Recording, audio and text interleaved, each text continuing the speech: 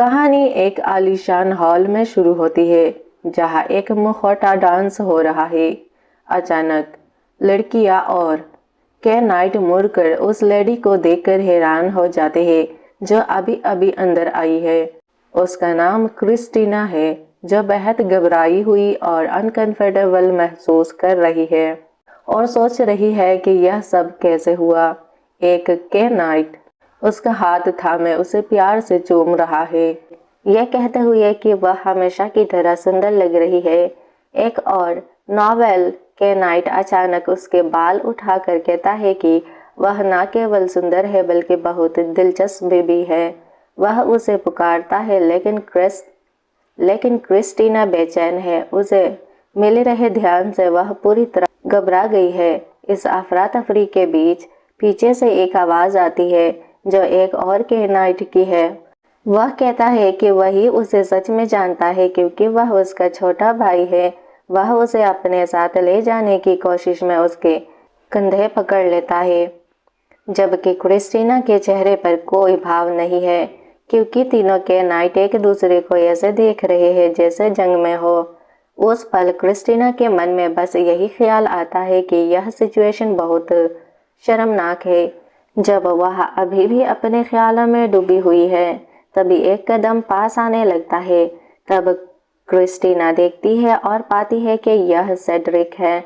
वह उस पर मुस्कुराता है और वह उससे मदद मांगती है। सेड्रिक उसके चेहरे तक पहुंचता है और अचानक उसे ऐसे उठा लेता है जैसे वह दुल्हन हो, जिससे वह चौंक जाती है। उसका चेहरा एकदम लाल हो जाता है और फिर वह कहता है कि वह खुद को भाग्यशाली मानता है कि वह उसकी जिंदगी में है। उसके माथे पर एक हल्की सी चुम्बन उसे और भी शर्मिंदा कर देती है। वह सुंदर लड़कों से घिरी हुई है और उसे जरा भी अंदाजा नहीं है कि इस चहल पहल भरी शहर की रात में उसकी जिंदगी का क्या होगा। काम के बाद थकी हारी लड़की को देखते हैं जो अभी अभी अपने अपार्टमेंट में दाखिल हुई है। अपने जूते उतार रही है और उसे अपने बेवकूफ बॉस की याद आ रही है जो हमेशा ही बेतुका बातें करता है और उसे कहता है कि वह उस पर भरोसा कर सकती है, जबकि वह उसे जल्दी काम खत्म करने के लिए भी कहता है, जिससे वह बेहद गुस्से में आ जाती है। हाल ही में स्नातक होने के कारण उसके पास एक ऐसे माहौल वाली कंपनी में काम करने के अलावा कोई और रास्ता नहीं है, लेकिन उसे इस बात पर कोई हैरानी नहीं होती कि उसके आधे से ज़्यादा सहकर्मी नौकरी छोड़ चुके हैं। वह खुद को शांत करने की कोशिश करती है और सोडा का एक कैन खोलकर तुरंत पी जाती है। उसे राहत महसूस होती है और वह मानती है कि यही उसका पेशा है। वह सोचती है कि उसकी ज़िंदगी इस तरह कैसे हो गई और वह गुलामों की तरह काम करने की आदी हो गई है। इसीलिए लगता है कि इससे छुटकारा पाना नामुमकिन है। वह अपना नाश्ता खाती रहती है, फिर आखिरकार वह सोचना बंद करने का फैसला करती है और कहती है कि जो हुआ सो हुआ।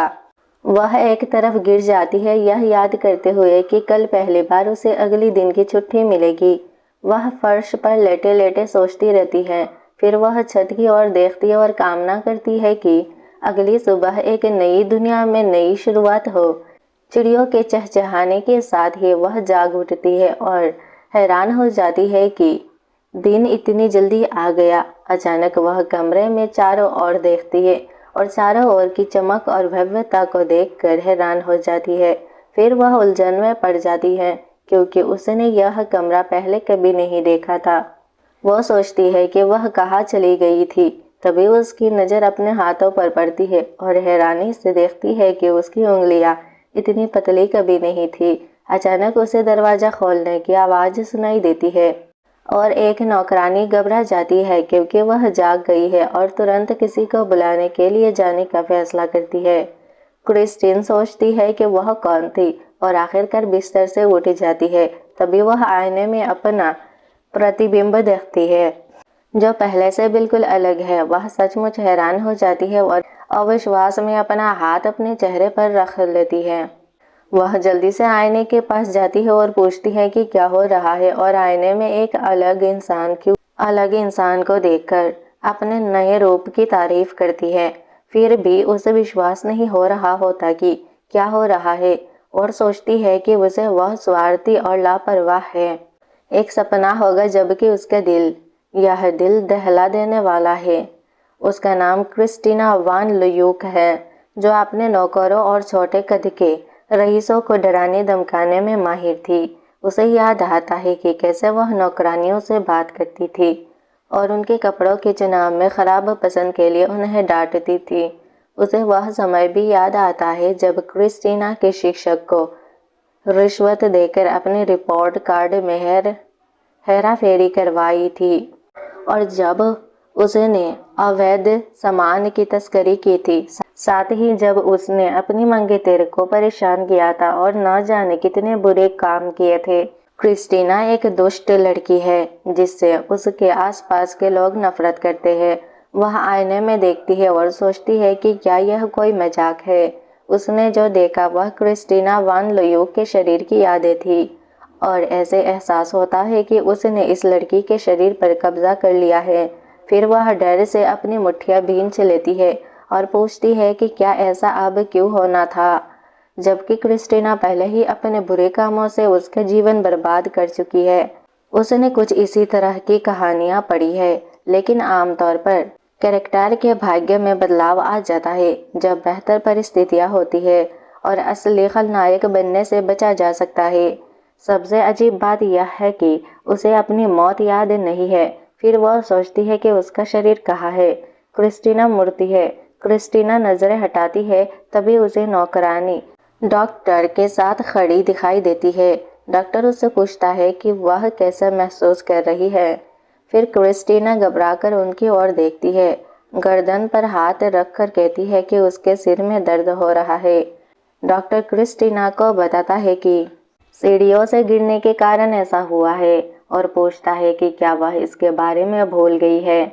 उसे आखिरकार समझ में आता है कि उसके शरीर में इतना दर्द क्यों हो रहा है, लेकिन क्रिस्टीना को घटना से पहले या बाद की कोई याद नहीं है। वह कहती है कि उसे कुछ भी याद नहीं है, जिसे डॉक्टर सीढ़ियों से गिरने के सदमे का कारण बताता है। वह यह भी दिखाता है कि उसके बोलने का तरीका अचानक बदल गया है। क्रिस्टीना घबरा जाती है, लेकिन घबराकर डॉक्टर को बताती है कि ऐसा इसलिए है क्योंकि वह स्त्रीत्व विकसित करने के बारे में सोच रही है। क्रिस्टीना जानती है कि उसे कोई बेहतर बहाना बनाना होगा, लेकिन अगर वह सच बता दे कि वह क्रिस्टीना नहीं है तो सब चौंकेंगे कि उसका दिमाग खराब हो गया है और उसकी बदनामी पहले से ही बहुत ज्यादा है। डॉक्टर उसकी बात पर यकीन करते हुए सिर हिलाता है और समझाता है कि इसमें उसकी कोई गलती नहीं है, खासकर उस सब के बाद, और सोचता है कि उसका मन बदलना स्वाभाविक है। लेकिन क्रिस्टीना की नौकरानी सोचती है कि वह क्या कह रहा है लेकिन नौकरानी बहुत डरी हुई थी और डर के मारे कांपते हुए तुरंत अपना सिर नीचे कर लिया। क्रिस्टीना सोचती है कि वह ऐसा क्यों कर रही है, लेकिन जल्द ही उसे याद आता है कि यह स्वाभाविक है, क्योंकि असली क्रिस्टीना आमतौर पर अपने नौकरों को डराती रहती है। फिर वह गला साफ करती है और पूछती है कि वह कितने दिन सोई, और नौकरानी हकलाते हुए कहती है कि 3 दिन। वह बताती है कि उसे कोई बाहरी चोट नहीं आई थी, बस वह बेहोश थी। अब उसे समझ में आया कि वह इतनी भूखी क्यों थी, क्योंकि वह लगातार 3 दिन सोई थी। अचानक दरवाजा जोर से खोलता है और कवचधारी के नाइट उसकी नौकरानी की ओर बढ़ते हैं। वे हैरान रह जाते हैं, तभी आगे वाला के नाइट बोलता है। उसका पूरा नाम लेकर कहता है कि महाराज उसे अपना सख्त आदेश देना चाहते हैं। फिर वह कहता है कि उसे तुरंत उनके साथ शाही महल जाना होगा और यह महाराज का आदेश है। क्रिस्टीना के चेहरे पर एक साथ चिंता और अविश्वास के भाव होते हैं। फिर के नाइट अपनी बात जारी रखते हुए कहता है कि 3 दिन पहले उसने जो किया यह महज एक कोशिश थी, लेकिन अब वह उसके नाजायज कृत्यों से बच नहीं पाएगी। क्रिस्टीना की आंखें चौड़ी हो जाती है जब उसे एहसास होता है कि वह उस दिन की बात कर रहा है जब वह सीढ़ियों से गिर गई थी, लेकिन उसे अभी भी कुछ याद नहीं आ रहा है। वह सोचती है कि क्रिस्टीना ने क्या किया और मन ही मन चिल्लाती है कि वह निर्दोष है। कुछ देर बाद वे शाही महल पहुंचते हैं और राजा के सामने खड़े होते हैं। महाराज कहते हैं कि वे उसके इंतजार कर रहे थे, इसीलिए वह ध्यान से उसे घूरते हैं और पूछते हैं कि क्या वह जानती है कि वह यहाँ क्यों है। क्रिस्टीना डरी हुई और कांप रही होती है, लेकिन मान लेती है कि उसे नहीं पता। यह सुनकर राजा हैरान हो जाते हैं और सोचते हैं कि उसे क्यों नहीं पता। फिर के नाइट बोलता है और राजा को बताता है कि वह 3 दिन पहले सीढ़ियों से गिर गई थी और अब कहती है कि उसे याद नहीं कि क्या हुआ था। वह कहता है कि उससे पूछा गया था कि क्या यह कहानी सच है, लेकिन उसने कुछ भी जानने से इनकार कर दिया। क्रिस्टीना सोचती है कि यह एक अच्छा कारण है। तभी अचानक कोई आता है और कहता है कि अगर यह सच भी है तो भी इस मामले के लिए यह महत्वपूर्ण नहीं है। क्रिस्टीना तेजी से घबराती जा रही है। उस गोरे आदमी को देख रही है जो उसे दोषी कह रहा है और उसे याद आ रहा है कि वह उसे जानती है। यह उसका पूर्व मंगेतर है।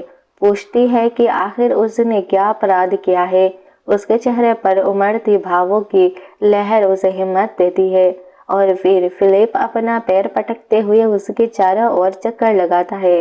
वह बताता है कि 3 दिन पहले दोपहर 2 बजे उसने बैरन अरारे की बेटी लेडी प्रिसिला अरारे को सीढ़ियों से नीचे धकेलने की कोशिश की थी, लेकिन अंत में वह खुद गिर गई।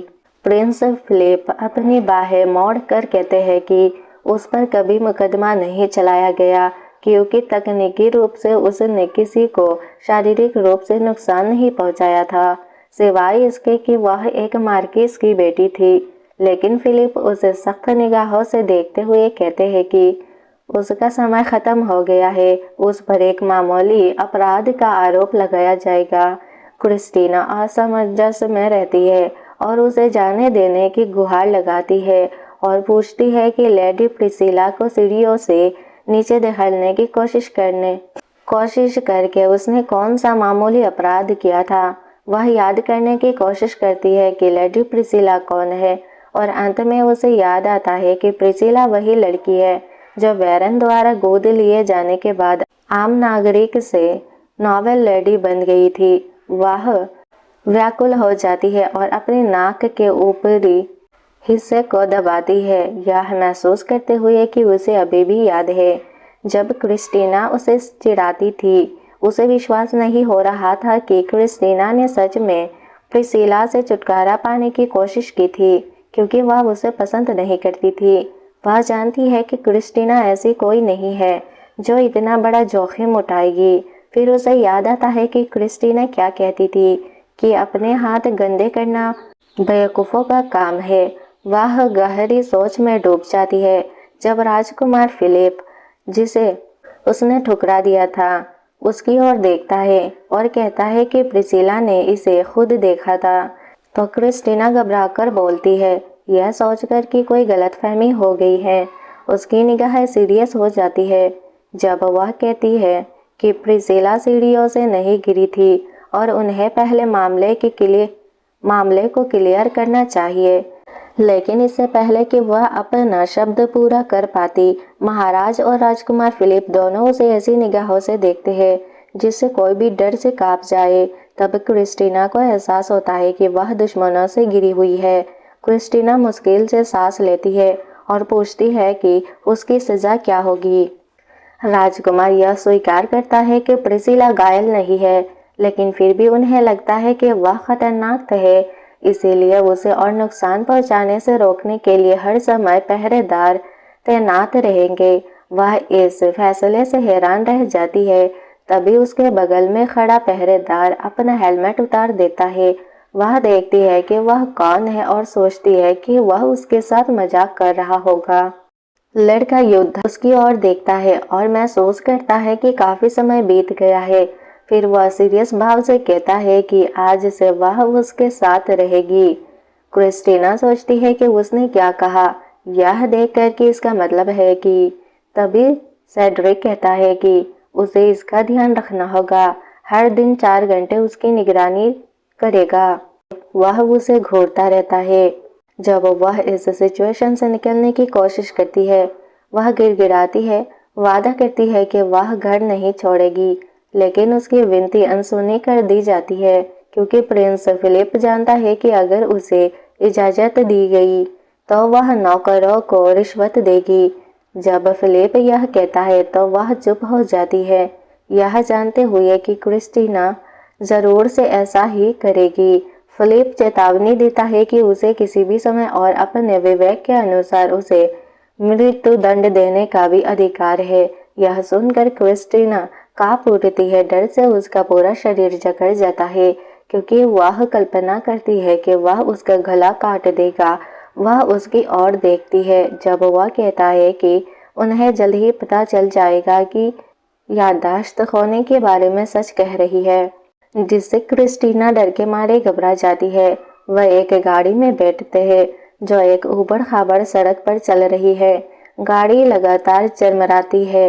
वह एक दूसरे के सामने चुपचाप बैठे रहते हैं, यह जानते हुए कि उनका जिंदगी या मौत उस पर निर्भर है। क्रिस्टीना घबराकर उसकी ओर देखती है। प्रिंस फिलिप से अपनी सगाई तोड़ने के बाद क्रिस्टीना की नजरें सेड्रिक पर टिक जाती है, जो होने वाला ड्यूक है, क्योंकि वह बहुत आकर्षक है। क्रिस्टीना उसका पीछा करती है और बेतहाशा नाटक करती है। बस वह उसका ध्यान खींचने की कोशिश करती है, लेकिन सेड्रिक को यह सब बातें परेशान करती है। सेड्रिक के साथ उसकी साख न सिर्फ शून्य है बल्कि सच में नकारात्मक है। इसलिए उसे यकीन है कि अगर उसने फिर कोई समस्या खड़ी की तो वह उसे पल भर में मार डालेगा। वह जल्द ही उसके महल पहुंचते हैं और गाड़ी से उतरते हैं। क्रिस्टीना सोचती है कि उसने ऐसा क्या किया था कि उसे इस बिल्कुल अलग दुनिया में इतना मुश्किल जिंदगी जीना पड़ रहा है। और जब सेड्रिक उसका हाथ पकड़ता है तो वह चौंक जाती है। वह देखती है कि सेड्रिक कितना शिष्ट बिहेवियर कर रहा है, जबकि वह सिर्फ एक लड़की है जिसकी उसे देखभाल करनी है। क्रिस्टीना गाड़ी से उतरने के लिए हाथ पकड़ने के इस भाव के लिए उसे धन्यवाद देती है और थोड़ी देर बाद वह उसी के शानदार और चमकते हुए महल को देखकर दंग रह जाती है। नौकरानियां और बटलर सभी मास्टर सेड्रिक का स्वागत करने के लिए बाहर कतार में खड़े हैं। क्रिस्टीना अब भी प्रभावित है क्योंकि वह जगह बहुत बड़ा है, शायद उसके महल से दोगुनी बड़ी, जो उसे याद दिलाती है कि वह ड्यूक भी है। मेन दरवाजा खोलने लगता है, फिर बटलर उसे रास्ता दिखाता है और उसके सामने झुककर अभिवादन करता है। फिर मिस क्रिस्टीना आती है, उनके पीछे बटलर सेड्रिक भी होता है।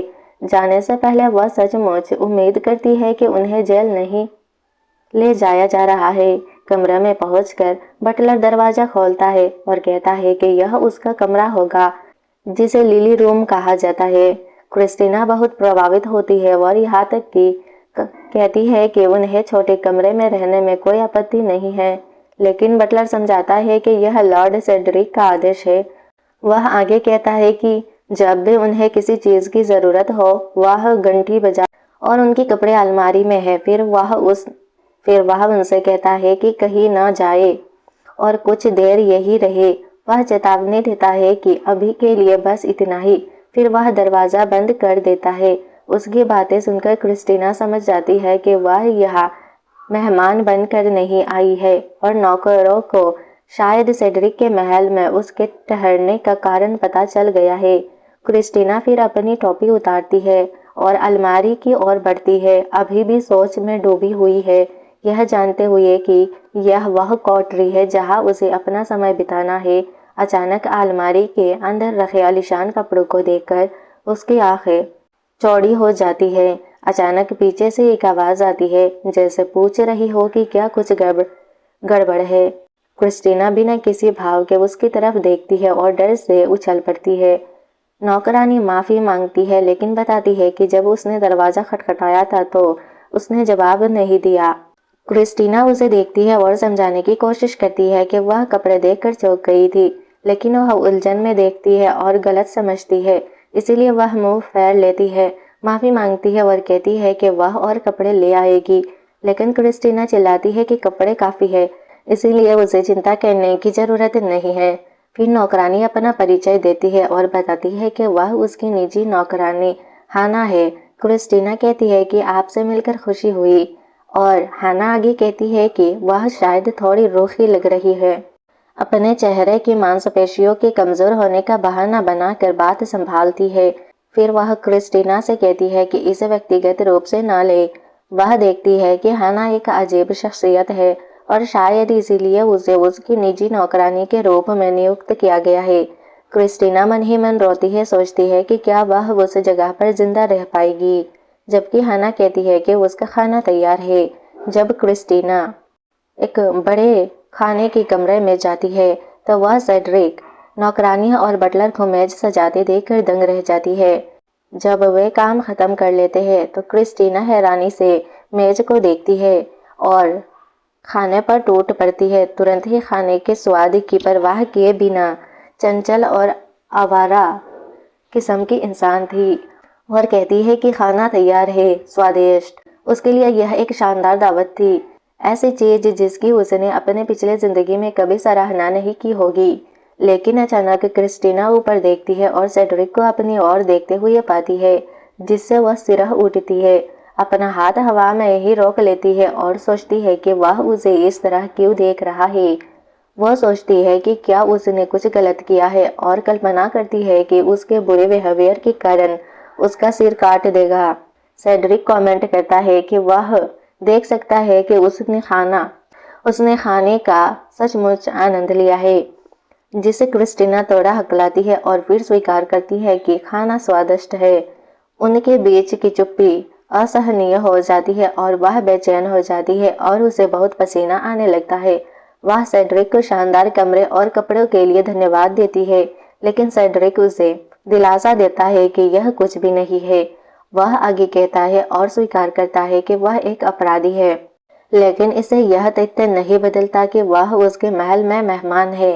यह सुनकर क्रिस्टीना चुप हो जाती है और याद करती है कि उसने सोचा था कि उसके साथ कठोर बिहेवियर किया जाएगा। कुछ देर बाद सेड्रिक उठता है और कहता है कि वह जा रहा है और उससे खाने का आनंद लेने के लिए कहता है। क्रिस्टीना राहत की सांस लेती है, फिर मेज की ओर देखती है और एक प्लानिंग बनाने का फैसला करती है। सच तो यह है कि वह घर में नजरबंद है, इसलिए वह अभी भी एक बंद गली में है। मौत से बचने के लिए वह जानती है कि उसे एक सच्ची नॉवेल लेडी की तरह बिहेवियर करना शुरू करना होगा, लेकिन उसे नहीं पता कि नॉवेल लेडीज क्या करती है। उसे याद आता है कि क्रिस्टीना पहले हर दिन खाली बैठी रहती थी, लेकिन उसे उम्मीद है कि वह सच में कुछ काम करेगी, वरना वह ऊब से मर जाएगी।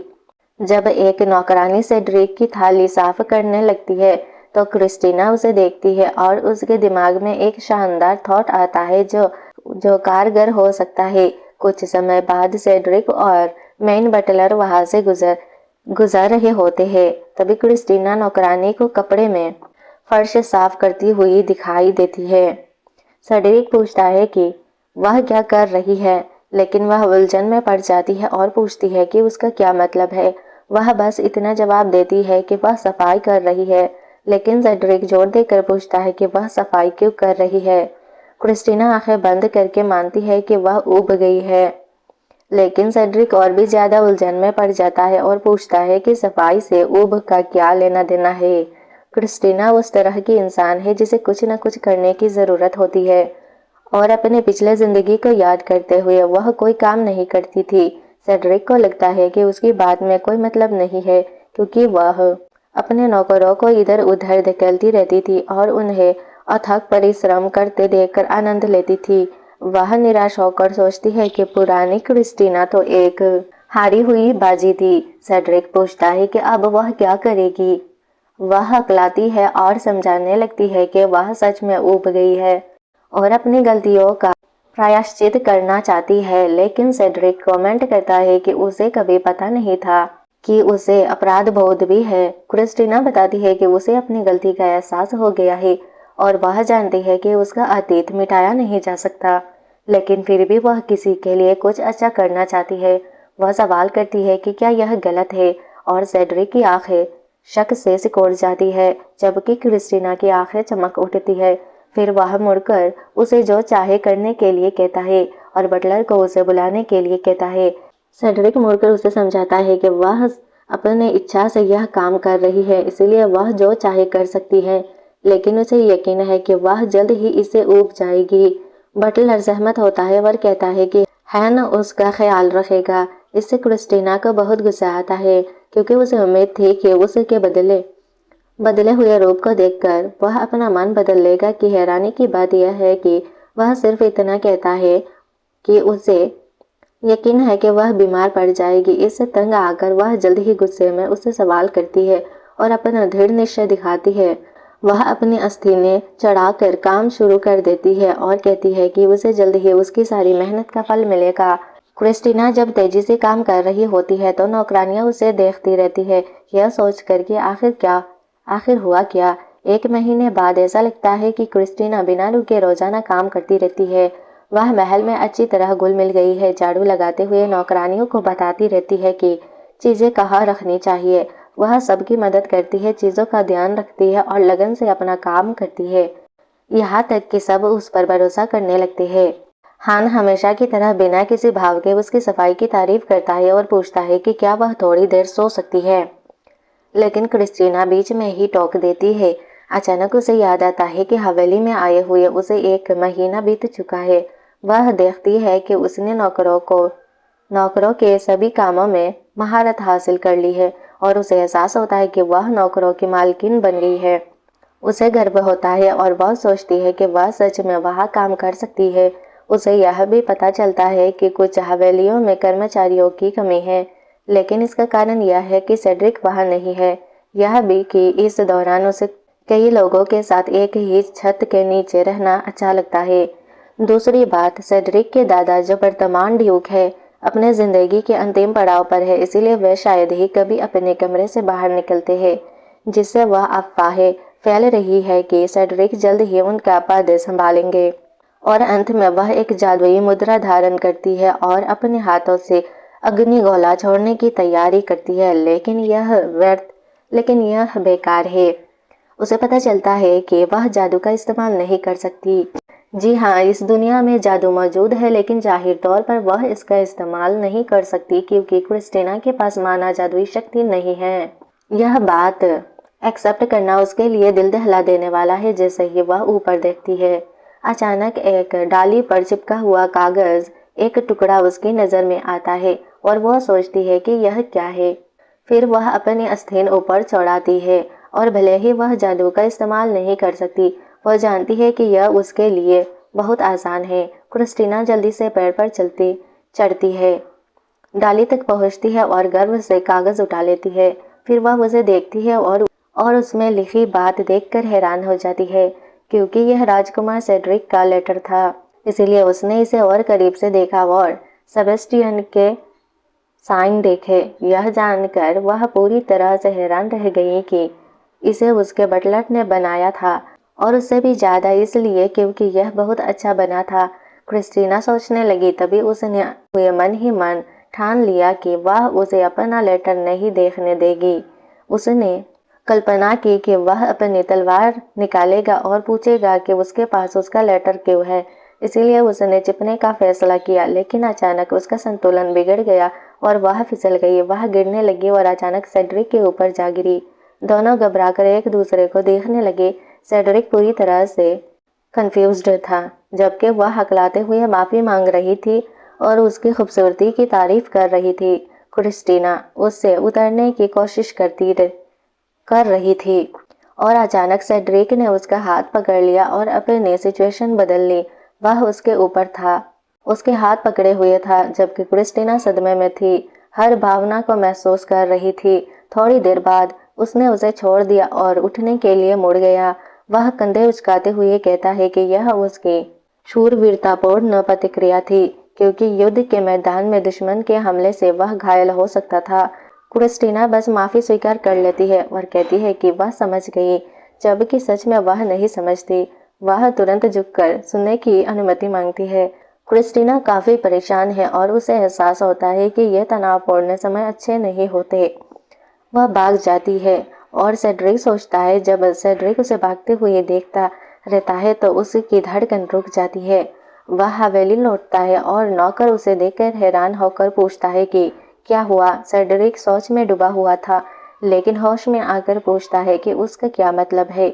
वह बताता है कि उसके गाल थोड़े लाल हो गए हैं, जिससे उसे शर्म आ रही है। फिर सेड्रिक मुड़कर अपनी अलमारी खोलता है और बताता है कि कुछ नहीं हुआ, जब कि सेबेस्टियन उसके चेहरे के भाव को चित्रित करने का फैसला करता है। बाद में वह अपना कोट पहनता है और सेबेस्टियन से कहता है कि वह जा रहा है, इसीलिए उसे घर का ख्याल रखना चाहिए।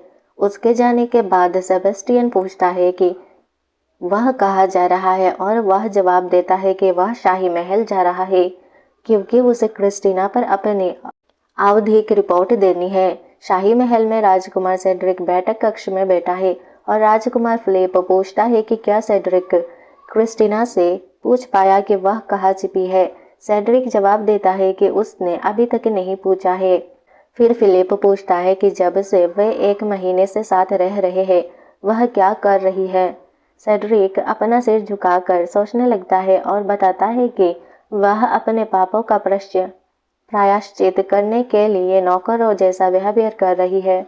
लेकिन फिलिप को इस पर विश्वास नहीं होता और वह पूछता है कि क्या वह सच में।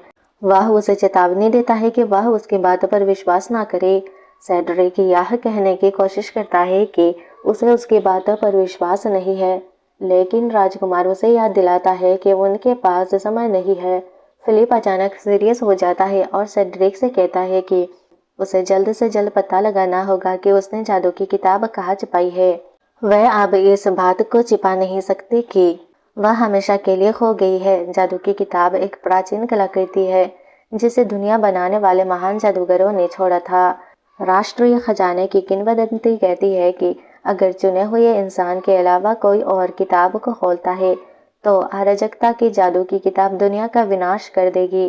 कोई नहीं जानता कि यह किंवदंती सच है या सच में चुने हुए इंसान जैसा कोई इंसान भी है या नहीं।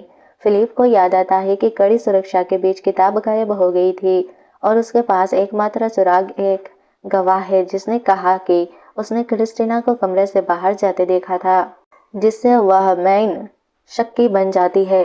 सेड्रिक का मानना है कि सिर्फ एक गवाह उसे गिरफ्तार करने के लिए पर्याप्त सबूत नहीं है, जिससे फिलिप सहमत है क्योंकि वह जानता है कि उन्हें और सबूतों की ज़रूरत है। उसका परिवार बहुत सतर्क है और फिलिप भी इस विलासिता को कैरी नहीं कर सकता। फिलिप उनके साथ अपने संबंधों को और ख़राब, लेकिन सेड्रिक सोचता है कि क्रिस्टीना से सगाई तोड़ने से पहले उसे इस बारे में सोचना चाहिए था। जब फिलिप बताता है कि इसीलिए वह उससे मदद मांग रहा है तो राजकुमार अपनी चाय का प्याला उठाता है, यह याद करते हुए कि क्रिस्टीना सेड्रिक में बहुत रुचि रखती है। उसे यकीन है कि उससे मिलना आसान होगा। सेड्रिक चुप रहता है, कुछ सोच रहा होता है। तभी फिलिप देखता है और पूछता है कि क्या हुआ। सेड्रिक स्वीकार करता है कि उसे ठीक से नहीं पता कि उससे मिलने के लिए उसे क्या करना चाहिए, जिससे फिलिप चौंक जाता है। वह सेड्रिक को समझाने लगता है कि उसे क्या करना चाहिए, गिफ्ट देना, उसके साथ खाना खाना या उसे बात करते समय मुस्कुराना, लेकिन सेड्रिक उसे भावहीन होकर देखता है। तब फिलिप निराश हो जाता है और सेड्रिक से कहता है वह अपना सबसे अच्छा कोशिश करे। वापस जाते समय सेड्रिक गाड़ी में चुपचाप बैठा रहता है। राजकुमार फिलिप द्वारा क्रिस्टीना के बारे में कही गई सभी बातों और उसे उसकी किसी भी बात पर विश्वास नहीं करना चाहिए, इन सब बातों को याद करता रहता है। वह उस लड़की के बारे में सोचते सोचते परेशान हो जाता है जिसे वह पिछले 1 महीने से देख रहा है। उसे याद है कि उसने उसे देखा था और गौर किया था कि वह फिर से लगन से काम कर रही थी, जो कुछ अजीब लग रहा था उसकी प्रतिष्ठा को देखते हुए। सेड्रिक को लगा कि कहीं वह कोई धोखेबाज तो नहीं है, लेकिन उसने तुरंत इस थॉट को रिजेक्ट कर दिया क्योंकि यह निर्विवाद रूप से पुष्टि हो चुकी थी कि वह असली क्रिस्टीना वान है। फिर भी उसने महसूस किया कि वह वैसी लड़की नहीं है जिसे वह जानता था, क्योंकि वह बिल्कुल भी स्वार्थी नहीं थी और जिस तरह से वह अथक परिश्रम कर रही थी वह किसी जानवर की तरह लगन से खाना इकट्ठा करने जैसा था। उसने देखा कि वह उससे अपनी नज़रें नहीं हटा पा रहा था। वह क्रिस्टीना उसके लिए किसी चमक की तरह थी। सेड्रिक पूरी तरह से कंफ्यूज्ड था। अपने थॉट को झटकते हुए सोचने लगा कि उसे क्या हो गया है, और उसे एहसास हुआ कि उसे इतना देखने से वह उससे बहुत ज़्यादा जुड़ गया है। अचानक उसने उसे एक पेड़ पर चढ़ते देखा और सोचा कि वह क्या कर रही है। उसने उसे करीब से देखने का फैसला किया। तभी अचानक उसका संतुलन बिगड़ गया और वह फिसल गई। सेड्रिक तेजी से उसकी ओर दौड़ा। तभी अचानक वह उसके ऊपर गिर पड़ी और दोनों एक दूसरे को घूरने लगे। वर्तमान में लौटते हुए सेड्रिक हताशा में अपने हाथ भींच लेता है और स्वीकार करता है कि क्रिस्टीना अब वैसी नहीं रही जैसी पहले थी। अपने कमरे में लौटती है और लेकिन वहां पहुंचकर हैरान रह जाती है। गहनों, कपड़ों और आलीशान जूतों से भरी जगह देखकर अचंभित हो जाती है और हैन को बुलाकर पूछती है कि यह सब क्या है। हैन उससे पूछता है कि उसका क्या मतलब है और बताता है कि यह लॉर्ड सेड्रिक के गिफ्ट है। वह हैरान और सोचने लगती है कि सेड्रिक ने उसे इतने सारे गिफ्ट क्यों भेजे। वह चिंतित दिखती है और सोचती है कि कोई उसे गिफ्ट क्यों देगा जबकि आज उसका जन्मदिन भी नहीं है। वह घबराने लगती है, लेकिन हैन सुझाव देता है कि शायद वह उसे प्यार करता है। हालांकि उसे खुद इस बात पर यकीन नहीं होता। हैन कपड़ों को देखने लगता है, जबकि क्रिस्टीना कहती है कि उसे समझ नहीं आ रहा कि वह ऐसा क्यों कर रहा है। फिर वह घबरा जाती है और सोचने लगती है कि शायद वह मरने वाली है और यह उसके विदाई गिफ्ट है। वह सोचती है कि इतनी मेहनत के बाद ऐसा क्यों हो रहा है और अचानक उसे याद आता है कि वह उस पर गिर गई थी और उसे एहसास होता है कि शायद उसी वजह से ऐसा हुआ था। अचानक दरवाजे पर दस्तक होती है और हैन उन्हें तुरंत अंदर आने के लिए कहता है। सेड्रिक अंदर आता है और क्रिस्टीना घबरा जाती है। वह पूछता है कि उसे गिफ्ट कैसे लगे और वह डर के मारे उछल पड़ती है और पूछती है कि उसका क्या मतलब है। सेड्रिक हमेशा की तरह चुपचाप उसे देखता रहता है। फिर वह डर जाती है और सोचती है कि उसके पास उसे बताने के अलावा कोई और चारा नहीं है। उसे गिफ्ट बहुत पसंद आए थे और उसने उससे कहा था कि अगर उसे लाइटें पसंद नहीं आई तो वह उन्हें फेंक सकती है। क्रिस्टीना और भी डर गई और मान लिया कि ऐसा नहीं था कि उसे वह पसंद नहीं आई, बल्कि उसे यकीन नहीं था कि वह उन सभी का इस्तेमाल कर पाएगी। उसने बात बदल दी और कहा कि अब से उन्हें हर भोज साथ में करना चाहिए और वह हैरान रह गई। उसे समझ नहीं आया कि वह क्या कह रहा है। बाद में खाने के कमरे में दोनों चुपचाप खाने के लिए बैठ गए और क्रिस्टीना उस अजीब चुप्पी को याद करके घबरा कर मुस्कुराई। फिर उसने बोलने का फैसला किया और पूछा कि क्या वह उससे कुछ चाहता है, लेकिन सेड्रिक ने उसे फिर से देखा और समझाया कि ऐसा कुछ नहीं है। यह सुनकर वह उलझन में पड़ गई कि वह बस उसके साथ कुछ समय बिताना चाहता है। क्रिस्टीना ने मुश्किल से अपनी बात कही और शर्मा गई, यह समझाने की कोशिश करते हुए कि उसका क्या मतलब है, लेकिन उसने तुरंत इस थॉट को मन से निकाल दिया क्योंकि वह क्रिस्टीना थी, स्वार्थी और मतलबी लड़की। इसके अलावा उसकी नज़रें अभी भी उदासीन थी। लेकिन अचानक सेड्रिक उसके हाव भाव से हैरान रह गया और उसे एहसास हुआ कि वह और सोचता है कि खुलकर खाना कितना अच्छा लगता है। क्रिस्टीना को ऐसे किसी इंसान को देखकर हैरानी होती है। लॉर्ड सेड्रिक के माता पिता ने शादी की थी। उसे इस विशाल भोज कक्ष में अकेले खाना खाना चाहिए। उसे बाल संवारते हान के साथ हुई बातचीत याद आती है। उसने पूछा था कि क्या सेड्रिक उसके साथ खाना खाना चाहता है। तभी अचानक उसने देखा कि सेड्रिक काम के दौरान लगातार उसे देख रहा था, इसलिए यह सुनकर उसे हैरानी हुआ कि वह उसके साथ और समय बिताना चाहता है। हान कहता है कि शायद उसने उसका पीछा करने का फैसला किया हो। यह सुनकर वह चौंक जाती है और अगर वह सच में ऐसा सोचती है तो चीख पड़ती है। फिर हान मानती है कि वह मजाक कर रही थी और कहती है कि यह कहना मुश्किल है, लेकिन उसे यकीन है कि लॉर्ड सेड्रिक बस उसे बेहतर तरीके से जानना चाहता है। फिर भी क्रिस्टीना इस बात को खारिज कर देती है। उसे अब भी लगता है कि यह संभव नहीं है, हालांकि शायद वह उससे बचने की पूरी कोशिश कर रही है, इसीलिए वह उसके प्रति असभ्य व्यवहार कर रही है। उसे एहसास होता है कि अब से लंबे समय तक यही उसका घर होगा। इसीलिए वह आखिरकार उसे भागना बंद करने और उससे दोस्ती करने की पूरी कोशिश करने का फैसला करती है। खाने की मेज पर वापस आकर क्रिस्टीना घबराकर बोलती है और स्वीकार करती है कि वह सोच रही थी कि उसके माता पिता कहाँ है, और हमेशा की तरह उसी बेजान और उदासीन भाव से सेबेस्टियन उसे बताता है कि वह मर चुके हैं। कुछ देर बाद उनके और सेबेस्टियन के बीच एक अजीब सी खामोशी छा जाती है। वह कुछ सोच रहा होता है, फिर उठकर खाने की मेज से उठ जाता है। उसके जाने पर क्रिस्टीना उलझन में पड़ जाती है। फिर वह निराशा में अपना सिर मेज पर पटक देती है, यह सोचकर कि उसने सब कुछ बर्बाद कर दिया और उसके करीब आने के बजाय और दूरी बढ़ा दी। वह लगभग रोते हुए मेज पर लेट जाती है और महसूस करती है कि उसे उससे माफ़ी मांगनी चाहिए।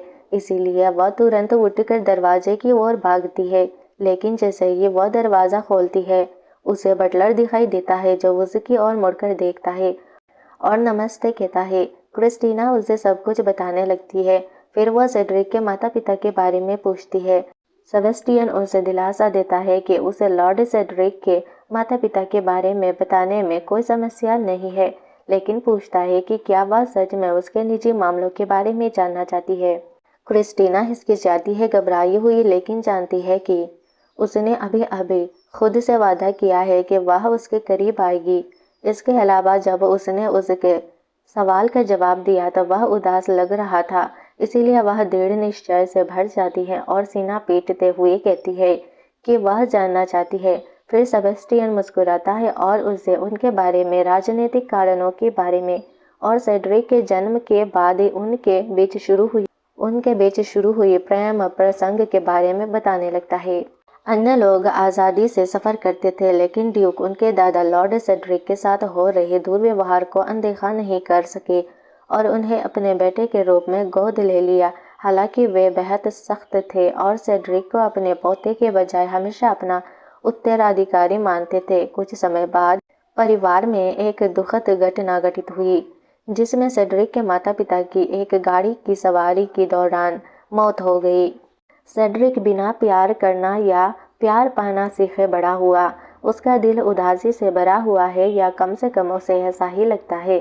उदास होकर सिर झुकाए क्रिस्टीना सुनी हुई हर बात पर सोचती है और महसूस करती है कि वह भी कुछ इसी तरह की सिचुएशन से गुजरी है। कुछ देर बाद सेबेस्टियन चला जाता है, लेकिन वह बाहर से उसकी प्रतिक्रिया देखता रहता है, इस उम्मीद में कि उसने जो बताया है उसका सकारात्मक परिणाम निकलेगा। सेड्रिक अपने कार्यालय में कुछ दस्तावेजों पर साइन कर रहा था, तभी दरवाजे पर दस्तक हुई। दरवाजा खुला और सेड्रिक ने हाथ में एक कागज पकड़ा हुआ था। तभी उसने ऊपर दिखावर क्रिस्टीना को अंदर आते हुए पाया। फिर उसने कहा कि वह उसे कुछ देना चाहती है।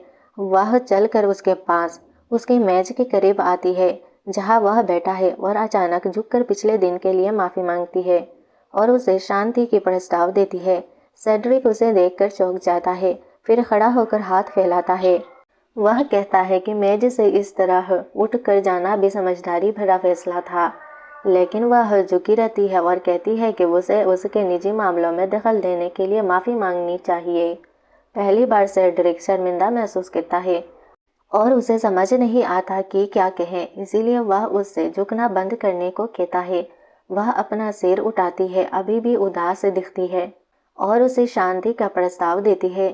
सेड्रिक गिफ्ट लेता है और पूछता है कि यह क्या है। वह उसे खोलता है और क्रिस्टीना बताती है कि यह एकदम सही है, और क्रिस्टीना मान लेती है कि उसने उन्हें सिर्फ उसके लिए मनाया है। सेड्रिक उलझन में देखता है, सोचता है कि क्या उसने सच में उन्हें सिर्फ उसके लिए मनाया है।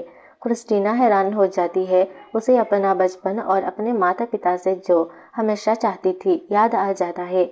उसे याद है कि छोटी क्रिस्टीना ने उत्साह से पूछा था कि उसके माता पिता कहाँ जा रहे हैं, तो उसके माता पिता ने कहा कि आज उसके भाई का खास दिन है और वह अब इतनी बड़ी हो गई है कि उसके साथ जा सकती है।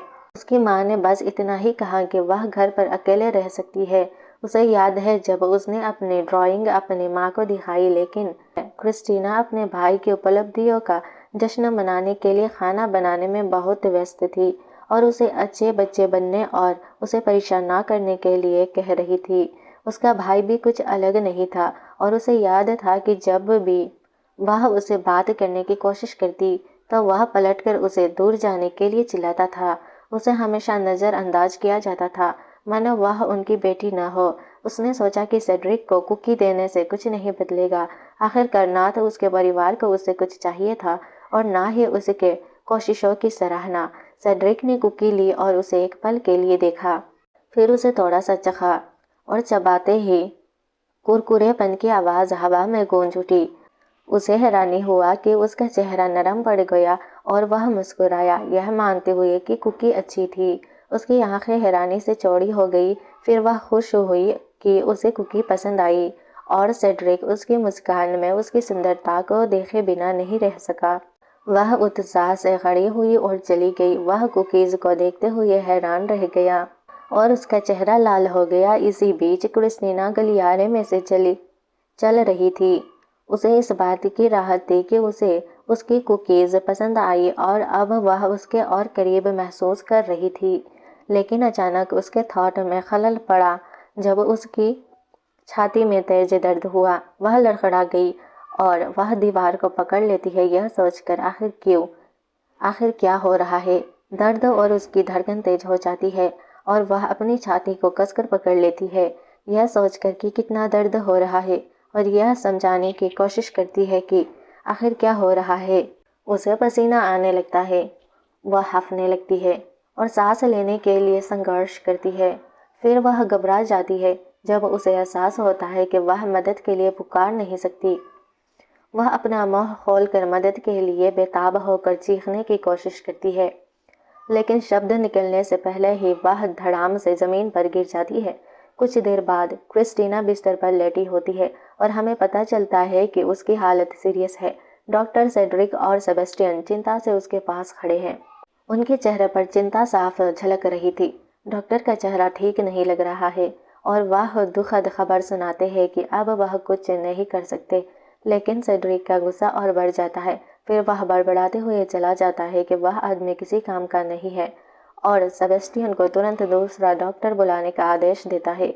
हार मानने से इनकार कर देता है, लेकिन डॉक्टर उसे रोकने के लिए कहता है और बताता है कि यह क्रिस्टीना को दौड़ा पड़ रहा है, माना शक्ति में विशेषज्ञता रखने वाले, और फिर उसे गुस्सा आने लगता है।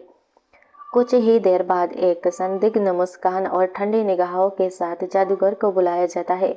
सेड्रिक जानना चाहता है कि माना सर्ज का क्या मतलब है। जादूगर मुस्कुराता है और स्वीकार करता है कि यह अत्यंत दुर्लभ है, लेकिन वह सेड्रिक को व्यंग्य भरी निगाहों से देखता है और उसे शाही जादूगर होने और प्रतिभा की उपाधि की याद दिलाता है। फिर वह स्वीकार करता है कि उसे हैरानी है कि सेड्रिक उसे आदेश दे रहा है और पूछता है कि वह शाही परिवार का हिस्सा कब बना। सेड्रिक चिढ़ जाता है।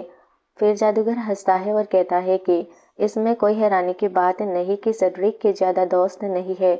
वह बताता है कि माना सर्ज तब होता है जब किसी के शरीर में बड़ी मात्रा में माना अनियंत्रित हो जाता है। उन्हें इसका कारण नहीं पता, लेकिन वे जानते हैं कि यह बहुत दर्दनाक होता है, मानो शरीर फट रहा हो। इससे सांस लेने में कठिनाई हो सकती है और कुछ मामलों में मौत भी हो सकती है। यह सुनकर डर लगता है और सेड्रिक चौंक जाता है। मुट्ठी भींचते हुए कहता है कि क्रिस्टीना के पास माना नहीं है, जिसे जादूगर स्वीकार करता है, लेकिन वह जोर देकर कहता है कि माना सर्ज के लक्षणों से मिलते जुलते हैं। जादूगर समझाता है कि माना सर्ज के कारण क्रिस्टीना की मौत की प्रबल संभावना है। सेड्रिक पूछता है कि उसे कैसे बचाया जा सकता है। तब जादूगर वह सुझाव देता है कि क्रिस्टीना के शरीर में अपनी माना शक्ति स्थानांतरित करके प्रकोप को शांत किया जाए और उसे जगाया जाए। वह हंसता है और कहता है कि एक साधारण जादूगर के लिए यह एक खतरनाक चाल है, लेकिन चेतावनी देता है कि वह ऑर्डिनरी जादूगर नहीं है। वह आत्मविश्वास से हंसता रहता है, लेकिन सेड्रिक अधीर हो जाता है और जादूगर से जल्दी से माना शक्ति स्थानांतरित करने को कहता है। जादूगर मुस्कुराता है और सेड्रिक को याद दिलाता है कि उसने कभी उसे ठीक करने के लिए नहीं कहा था, इसीलिए उसने सोचा कि उसे कोई जल्दी नहीं है। अचानक जादूगर सीरियसली सेड्रिक की ओर देखता है और पूछता है कि क्या वह सच में क्रिस्टीना को ठीक करना चाहता है। वह उसे याद दिलाता है कि वह एक अपराधी है और उसे बताता है कि उसकी मौत किसी के लिए मायने नहीं रखेगी। जादूगर सेड्रिक को याद दिलाता है कि वह उससे कितना तंग आ चुका था और वह हमेशा उस पर हावी रहती थी। लेकिन सेड्रिक बिस्तर पर लेटी क्रिस्टीना को देखता है। उसकी भावनाएं बढ़ी हुई है। वह सोच रहा है कि क्या वह क्रिस्टीना को मरने देने का सुझाव दे रहा है। वह जानता है कि उसे अभी भी उसे यह कबूल करवाना है कि उसने जादू की किताब कहाँ छिपाई थी। लेकिन सबसे बढ़कर वह उस मुस्कान के बारे में सोचता रहता है, उसे ठीक करने के लिए धीरे। फिर जादूगर क्रिस्टीना की ओर मुड़ता है, सेड्रिक को दिलासा देते हुए कि वह उसकी इच्छा के अनुसार ही करेगा। जादूगर ने प्रतिक्रिया शुरू करने के लिए क्रिस्टीना के हाथों को मजबूती से पकड़ लिया। तेज रोशनी से घिरे हुए वह मन ही मन मुस्कुराए बिना नहीं रह सका। यह देख कर के उसने सोचा था कि सेड्रिक को किसी की परवाह नहीं है। अब वह सोचने लगा कि क्या सेड्रिक किसी तरह क्रिस्टीना से जुड़ गया है। लेकिन तभी क्रिस्टीना के चेहरे के भाव में अचानक आए बदलाव से उसके थॉट टूट गए और उसने खुद को याद दिलाया कि वह कौन है। उसने हल्की सी मुस्कान दी और धीरे से बुदबुदाया कि यह दिलचस्प है। अचानक आंखें खोलते ही क्रिस्टीना ने खुद को अंतरिक्ष में पाया और उसके सामने सीढ़ियां और दरवाजे थे। कंफ्यूज्ड होकर उसने जोर से पूछा कि वह कहाँ है। उसे याद आया कि कुछ समय पहले वह बेहोश हो गई थी। अचानक मरने के भयानक थॉट से उसका दिल तेजी से धड़कने लगा। वह डर और निराशा से भर गई। फिर वह चीख पड़ी, ईश्वर की क्रूरता पर सवाल उठाते हुए, यह सोचते हुए कि वह उसे इस दर्द के अधीन क्यों कर रहा है, और सोचने लगी कि वह बस दुनिया में अपनी जगह खोजना चाहती थी। अचानक कदमों की आहट सुनकर क्रिस्टीना चौंक जाती है। ऊपर देखती है तो उसे सफेद कपड़े पहने एक सुंदर लड़की दिखाई देती है जिसका चेहरा घूंघट से ढका हुआ है। वह लड़की अपना घूंघट हटाकर अपना चेहरा दिखाती है और क्रिस्टीना का अभिवादन करते हुए उसका स्वागत करती है। लेकिन अचानक वह रुक जाती है और माफी मांगती है क्योंकि उसे याद आता है वह कहना चाहती थी, संत क्रिस्टीना, आपका फिर से स्वागत है। क्रिस्टीना की हैरानी और भी बढ़ जाता है। वह पूछती है कि क्या उसने संत कहा, यानी कि प्रीस्ट, और वह उसे प्रीस्ट क्यों कह रही है। लेडी मुस्कुराती है और क्रिस्टीना को प्रीस्ट ही बुलाती रहती है। लेकिन क्रिस्टीना घबराई हुई रहती है। फिर वह पूछती है कि लेडी का क्या मतलब है। लेडी कहती है कि वह उसके बारे में सब कुछ जानती है, जिससे क्रिस्टीना हैरान रह जाती है। फिर वह पूछती है कि क्या वे पहले मिल चुके हैं, लेकिन लेडी बस मुस्कुराती है। एक झटके में वह अचानक कुछ फेंकती है जिससे सूरज की तरह चमकती हुई एक गोलाकार वस्तु प्रकट होती है। वह उसे क्रिस्टीना को देती है और समझाती है कि यह उसके लिए बेहद महत्वपूर्ण है। लेकिन क्रिस्टीना हैरान रह जाती है यह सोचकर कि कोई महत्वपूर्ण वस्तु उसकी कैसे हो सकती है, जबकि उसने पहले कभी ऐसी कोई चीज नहीं देखी थी। अचानक वह आत्मसमर्पण नहीं कर सकती। क्रिस्टीना चीखती है, कांप उठी जब उसने उस लड़की को गायब होते देखा और वह चेतावनी देती है कि अब से वह इंतजार नहीं, शायद यह सपने की वजह से हुआ होगा। क्रिस्टीना इंतजार करती है, पूछती है कि वह औरत क्या कह रही है, लेकिन वह औरत गायब हो जाती है। क्रिस्टीना चीखती है, पूछती है कि अब से वह बेबस होकर रोती है, सोचती है कि क्या वह अभी भी जिंदा है। अचानक उसे महसूस होता है कि कोई उसके हाथ पकड़े हुए है और वो अपनी आंखें खोलती है तो देखती है कि एक सुंदर लड़का उसे यकीन दिला रहा है कि वह अभी भी जिंदा है। क्रिस्टीना सदमे में रहती है, उस आदमी को घूरती रहती है। फिर वह तुरंत उससे दूर हट जाती है, जबकि वह आदमी मुस्कुराते हुए कहता है कि वह कितनी मजेदार है और झुककर अपना परिचय क्रिस्टीना को देता है। बताता है कि उसका नाम सील है, एक शाही जादूगर, और कहता है कि वह क्रिस्टीना ही होगी। शरारती क्रिस्टीना हैरान दिखती है, सोचती है कि यह आदमी कौन है और एक जादूगर उसके कमरे में क्यों है। सील बताता है कि उसे माना सर्ज हो रहा था, एक दुर्लभ बीमारी जो बहुत ज्यादा माना वाले लोगों को प्रभावित करती है। लेकिन वह माना शब्द को उलझन में दोहराती है। क्रिस्टीना उसकी ओर मुड़कर कहती है कि उसे लगा था कि उसके पास माना शक्ति नहीं है जिसे वह स्वीकार करता है, लेकिन अब जाहिर तौर पर उसके पास है, हालांकि वह नहीं जानती। वह सोचने लगती है कि क्या उसके अजीब सपने की वजह से ऐसा हुआ है। वह अपनी थॉट में डूबी रहती है और जादूगर समझाता है कि उसकी जादुई शक्ति ही इसे बनाए रख रही है। उसकी जादुई शक्ति नियंत्रण में है, लेकिन अगर चीजें ऐसे ही चलती रही तो उसकी मौत हो सकती है। क्रिस्टीना उसकी बातों से हैरान और घबराई हुई रह जाती है। और मौत हो सकती है शब्द उसके दिमाग में बार बार गूंजते रहते हैं, जिससे वह घबरा जाती है। फिर वह जोर से चिल्लाती है और अपने ग्लास पर उंगली मारती है। तभी अचानक दरवाजा खुलता है और सेड्रिक क्रिस्टीना का नाम चिल्लाते हुए अंदर भागता है, जिससे वह चौंक जाती है। सेबेस्टियन और हैन उसके पीछे आते हैं और सेड्रिक उसे ठीक देखकर राहत की सांस लेते हुए धीरे से मुस्कुराता है। क्रिस्टीना हैरान है, सोच रही है कि वह इतना परेशान क्यों था। जब सेड्रिक पुष्टि करता है कि वह ठीक है, तब वह गुस्से से सील की तरफ देखता है और बताता है कि वह इसीलिए परेशान था क्योंकि वह लगातार 3 दिन सोई थी।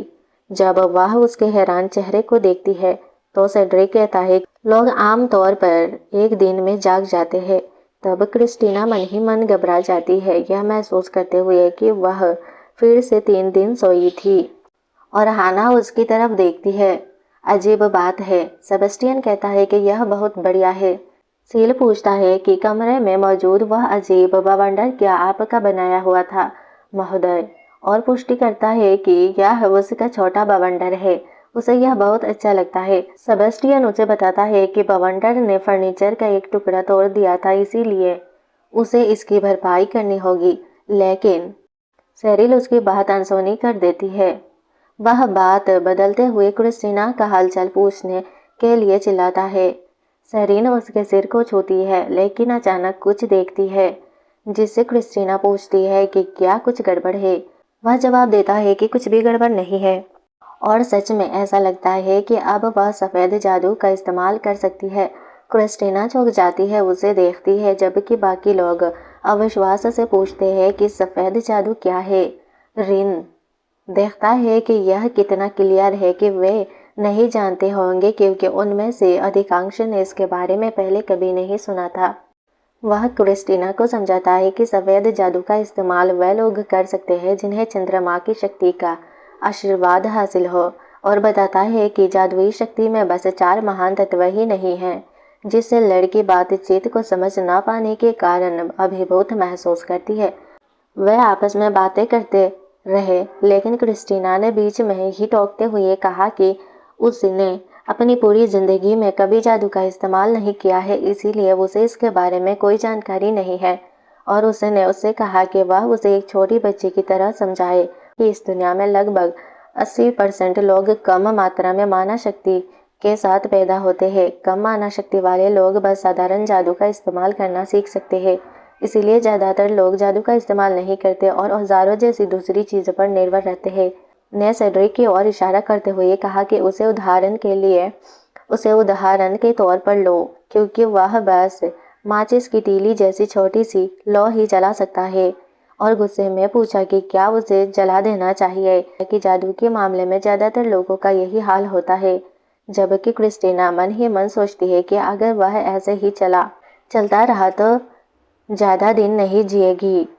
बाकी 10% वे लोग हैं जो बहुत ज़्यादा माना शक्ति के साथ पैदा होते हैं, जैसे कि वह खुद। वह यह भी समझाते हैं कि माना होने का मतलब यह नहीं है कि शुरुआत से ही शक्तिशाली जादू का इस्तेमाल किया जा सके, क्योंकि जादू में महारत हासिल करने में समय लगता है। और बताते हैं कि क्रिस्टीना को अपने छोटे बवंडर को दूर से नियंत्रित करने में सक्षम होने में काफ़ी समय लगा। मन ही मन सोचती है कि जादू उतना शक्तिशाली नहीं है जितना उसने सोचा था, और वह इस बात से दुखी है कि औजार अभी भी ज़्यादा इस्तेमाल लगते हैं। वह समझाता है कि जिन लोगों में माना शक्ति होती है उन्हें 4 महान तत्व अग्नि, जल, वायु और पृथ्वी का आशीर्वाद मिला होता है। वह उलझन में है क्योंकि उसे इन चारों में से किसी का भी आशीर्वाद नहीं मिला है।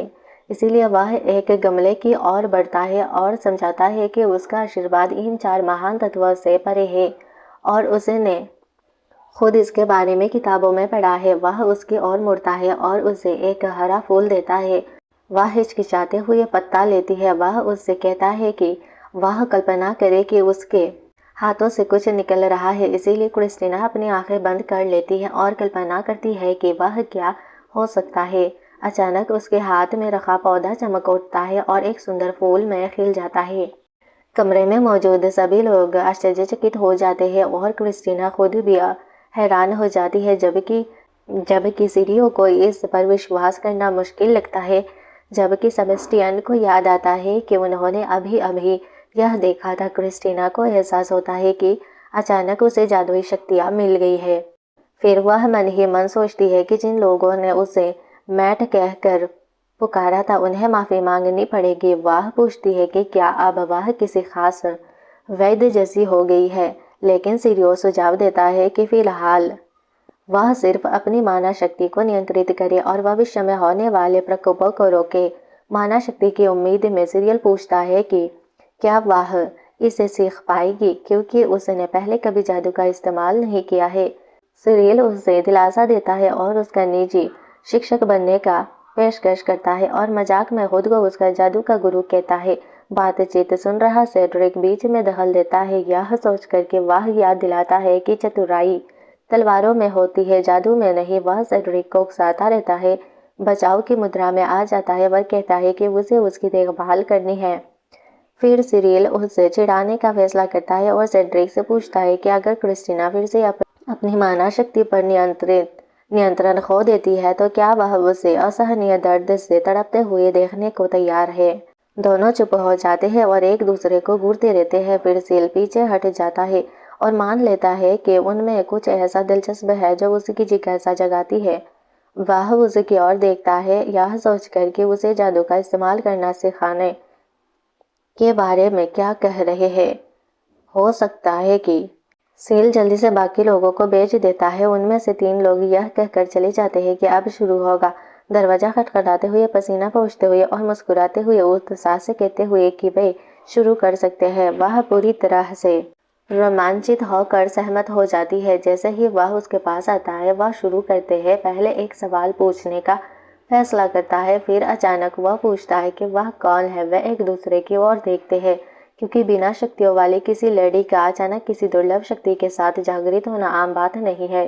क्रिस्टीना इस सवाल पर सोचती है, लेकिन फिर वह मुस्कुराती है, खुद को क्रिस्टीना बताती है और सवाल करती है कि उसने ऐसा क्यों पूछा, जबकि मन ही मन घबरा रही होती है। उसे शक होता है कि कहीं वह कुछ ऐसा तो नहीं खोज रहा जो एक आपदा साबित हो सकता है। वह कुछ पल के लिए उसे देखती है, हल्की सी मुस्कुराती है, क्योंकि उसे अपनी आत्मा की गुणवत्ता में पिछली मुलाकात से बदलाव नजर आता है। क्रिस्टीना उसकी बातों से मंत्रमुग्ध हो जाती है। फिर वह धीरे से उसके हाथ से फूल लेता है और समझाता है कि कैसे अलग अलग बीज अलग अलग फूल पैदा करते हैं। इसकी तुलना वह मानव और आत्मा के बीच के संबंध से करता है। सील बताता है कि उसकी आत्मा जो पहले रुखी सुखी थी, अब खिल उठी है, जो एक महत्वपूर्ण परिवर्तन का संकेत है।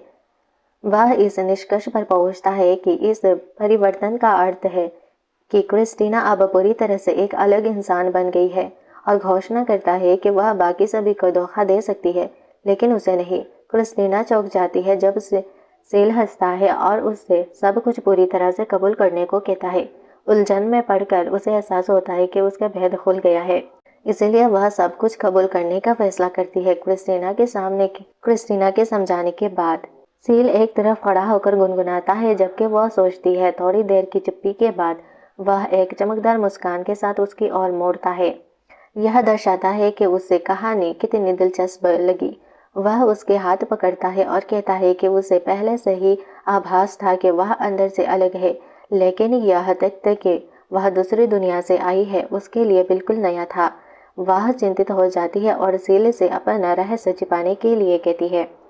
वह उसे दिलासा देता है, यह समझाते हुए कि उसे नाटक और झगड़े से नफरत है। राहत महसूस करते हुए वह चुपचाप भगवान का शुक्र अदा करती है, और अचानक वह कहता है कि बदले में उसे अपनी आंतरिक शक्ति तक पहुंचाने देना होगा। लेकिन वह अचानक रुक जाती है, यह सोचकर कि ये कितना डरावना है। फिर वह चौंक जाती है और सोचने लगती है कि क्या वह उसे धोखा देने की कोशिश कर रहा है। उसे लगता है कि शायद वह उन्हें कैद करने का संकेत दे रहा है। सीरियसली, वह एक्साइटमेंट के साथ पूछती है कि उसके पास कितनी माना शक्ति है। सील पूछता है कि क्या यह सचमुच सच है, क्योंकि अगर ऐसा है तो उसकी जिज्ञासा और बढ़ जाती है कि क्रिस्टीना को जादू की शक्ति कहाँ से मिली। सील उस आत्मा के बारे में सोचता है जो जादू का इस्तेमाल नहीं कर सकती, लेकिन फिर भी उनमें जादू है।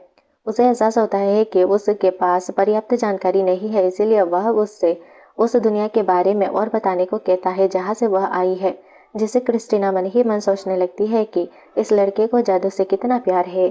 फिर सील एक्साइटमेंट के साथ कागज को दबाता है और कहता है कि उसे पहले उसे अपनी जादू की शक्ति को नियंत्रित करना सीखना होगा, क्योंकि अगर वह मानसिक रूप से टूट गई और मर गई तो वह उसकी कहानियां फिर कभी नहीं सुन पाएगा।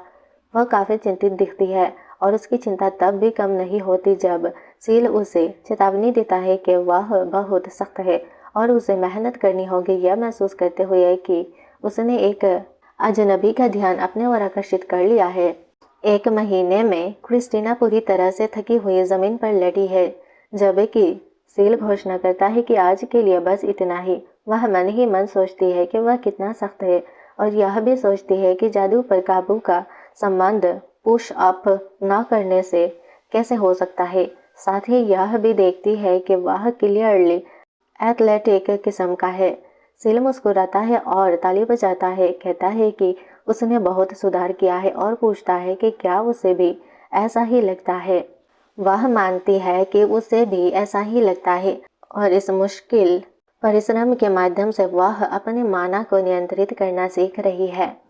सील मुस्कुराता है और कहता है कि अब जब उसे नियंत्रण मिल गया है तो माना में अचानक वृद्धि नहीं होनी चाहिए। वह पूछती है कि क्या वह सच कह रहा है। मन ही मन सोचती है कि उसके दुख के दिन आखिरकार खत्म हो रहे हैं, लेकिन फिर वह चौंक जाती है जब वह कहता है कि अब से वह उसे एक असली जादूगरनी बनने का ट्रेनिंग देगा। यह महसूस करते हुए कि उसे आराम नहीं मिलेगा, वह ठगा हुआ और उदास महसूस करती है, जबकि सील कहता है कि अभी तो शुरुआत हुई है। अचानक सेड्रिक आता है और कहता है कि वह एक्साइटेड नहीं लग रही है। क्रिस्टीना उसे ऐसे पुकारती है जैसे वह उसका रक्षक हो। फिर वह उनके पास आता है और सील से कहता है कि अगर उसका ट्रेनिंग पूरा हो गया है तो चले जाए। सील को यह शर्मनाक लगता है, लेकिन वह उसे भरोसा दिलाता है कि वह फिर से आएगा, क्योंकि उसे यह सुनिश्चित करना है कि वह ठीक है। उसे लगता है कि अगर वह आराम करेगी तो वह अपना माना शक्ति को नियंत्रित करना भूल जाएगी। क्रिस्टीना उसे निराशा से देखती है, यह समझाते हुए कि जादू में महारत हासिल करने के लिए खुद को ताड़ प्यार करने से कहीं ज्यादा मेहनत की जरूरत है। फिर क्रिस्टीना देखती है कि सील के ठहरने के दौरान वह क्या चाहती है। सेड्रिक के बिस्तर पर सोना, जो चाहे खाना और साथ ही सबको आदेश देना। सेरिल रियाल्टो से उसकी मुलाकात होती है, लेकिन फिर वह बताता है कि वह उससे सीरियस था। वह उसके पास आता है और मजाक में कहता है कि अगर वे साथ रहे तो कभी एक दूसरे से नहीं थकेंगे। दोनों हंसते हैं। क्रिस्टीना जानती है कि असल में सेड्रिक को सिर्फ उसकी जादुई शक्ति में दिलचस्पी है। सेड्रिक उन्हें कुछ नाराजगी से देखता है, जिससे सील का ध्यान उसकी ओर जाता है। फिर वह क्रिस्टीना से कहता है कि वह सेड्रिक की बाहों का इलाज करे ताकि वह अपनी जादुई शक्ति का परीक्षण कर सके। सेड्रिक अपनी एक बाह पकड़ता है और पूछता है कि सील को कैसे पता चला कि उसे चोट लगी है। सील जवाब देता है कि उसने देखा था जब तलवारबाजी की ट्रेनिंग के दौरान अपने अधीनस्थ की देखभाल करते समय उसे चोट लगी थी। सील सेड्रिक के गाल पर उंगली भी मारता है और उसे चिढ़ाता है, यह जानते हुए कि उसे कभी चोट नहीं लगती। फिर वह पूछता है कि क्या उसका ध्यान कहीं और भटक गया था। सेड्रिक तिरछी नज़र से क्रिस्टीना की ओर देखता है, लेकिन कहता है कि कुछ नहीं, जिससे क्रिस्टीना सोचने लगती है कि क्या उसने उसे देखते हुए चोट लगी थी। सील सेड्रिक से अपना हाथ दिखाने को कहता है, यह देखते हुए कि उपचार का जादू दुर्लभ है और क्रिस्टीना को उस पर दया आती है। उसे दर्द ना हो ऐसा हो ही नहीं सकता। वह बाहें चौड़ाती है और अपनी आंखें बंद कर लेती है। उसे ठीक करने की तीव्र इच्छा और ध्यान केंद्रित करती है।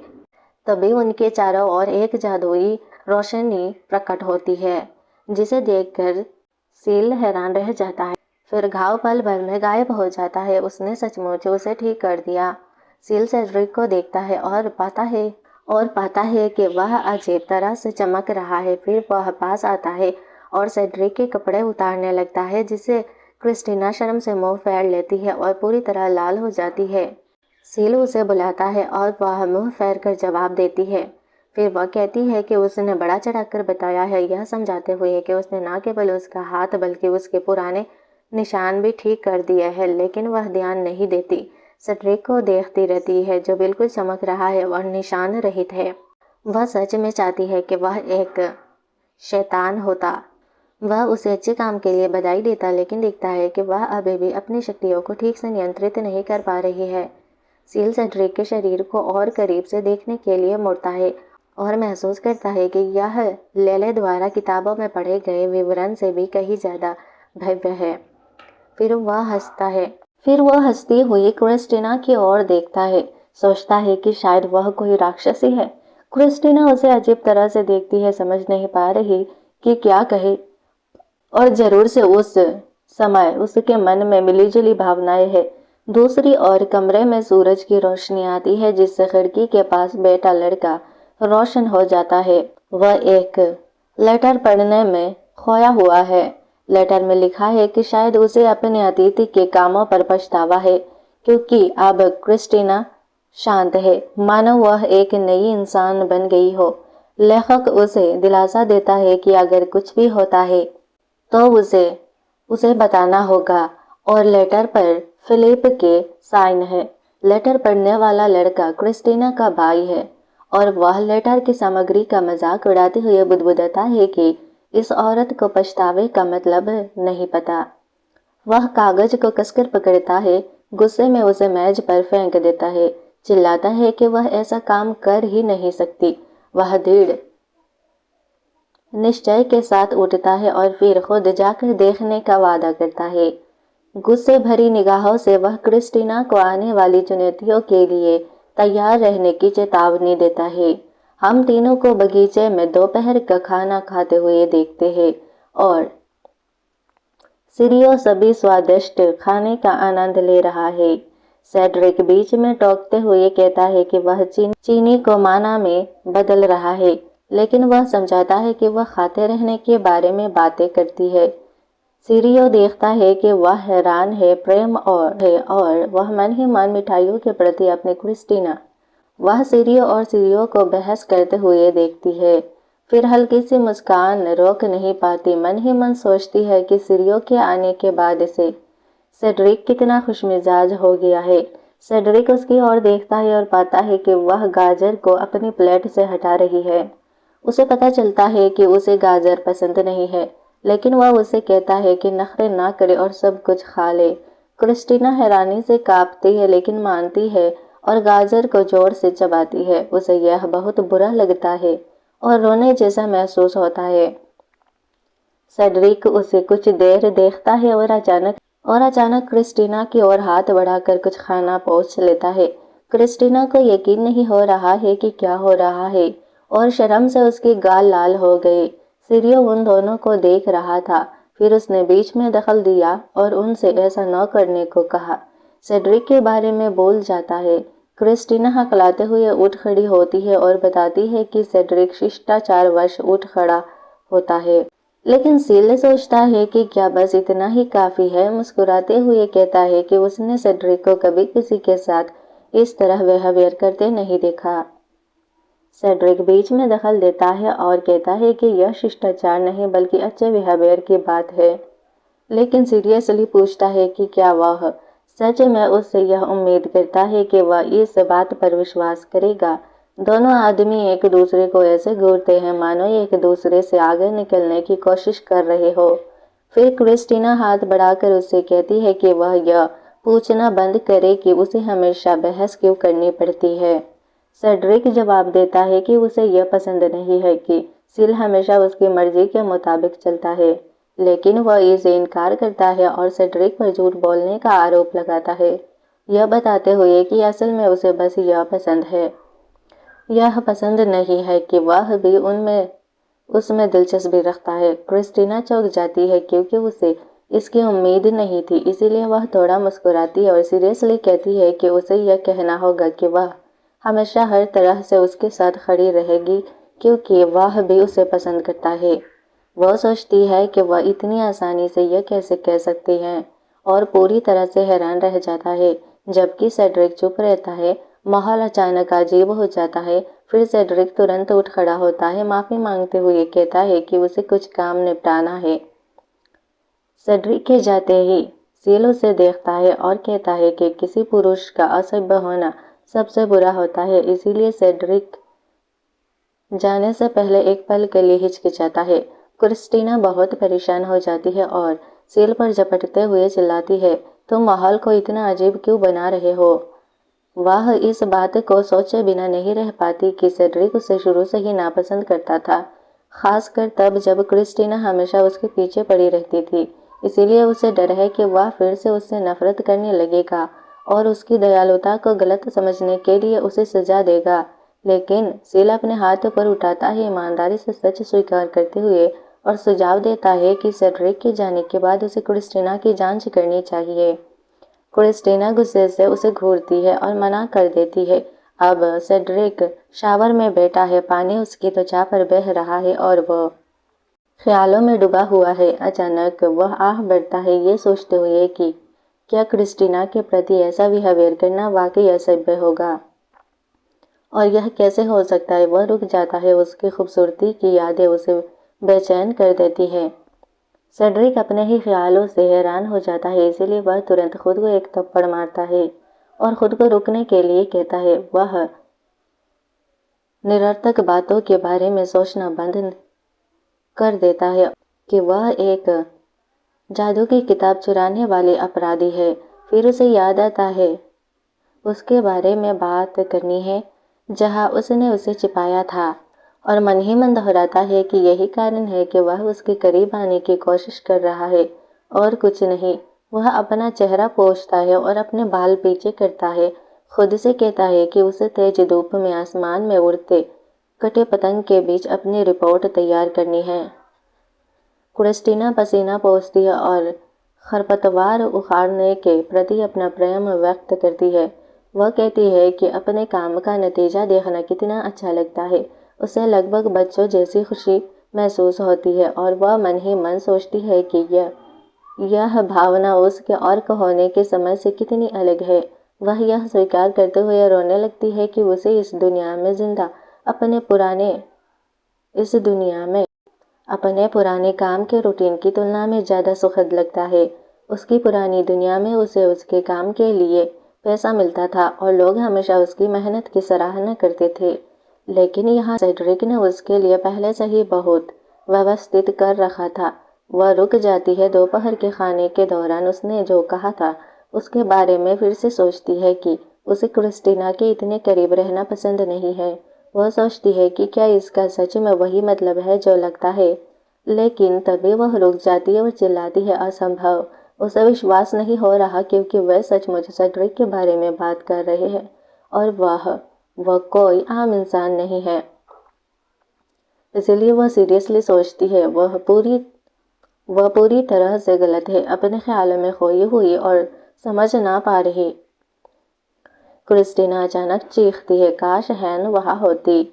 लेकिन हैन कहीं नहीं दिखती और क्रिस्टीना सोचती है कि वह कहाँ छिपी हो सकती है। अचानक तेज हवा चलने लगती है जिससे वह चौंक जाती है और उसके बाल उड़ने लगते हैं।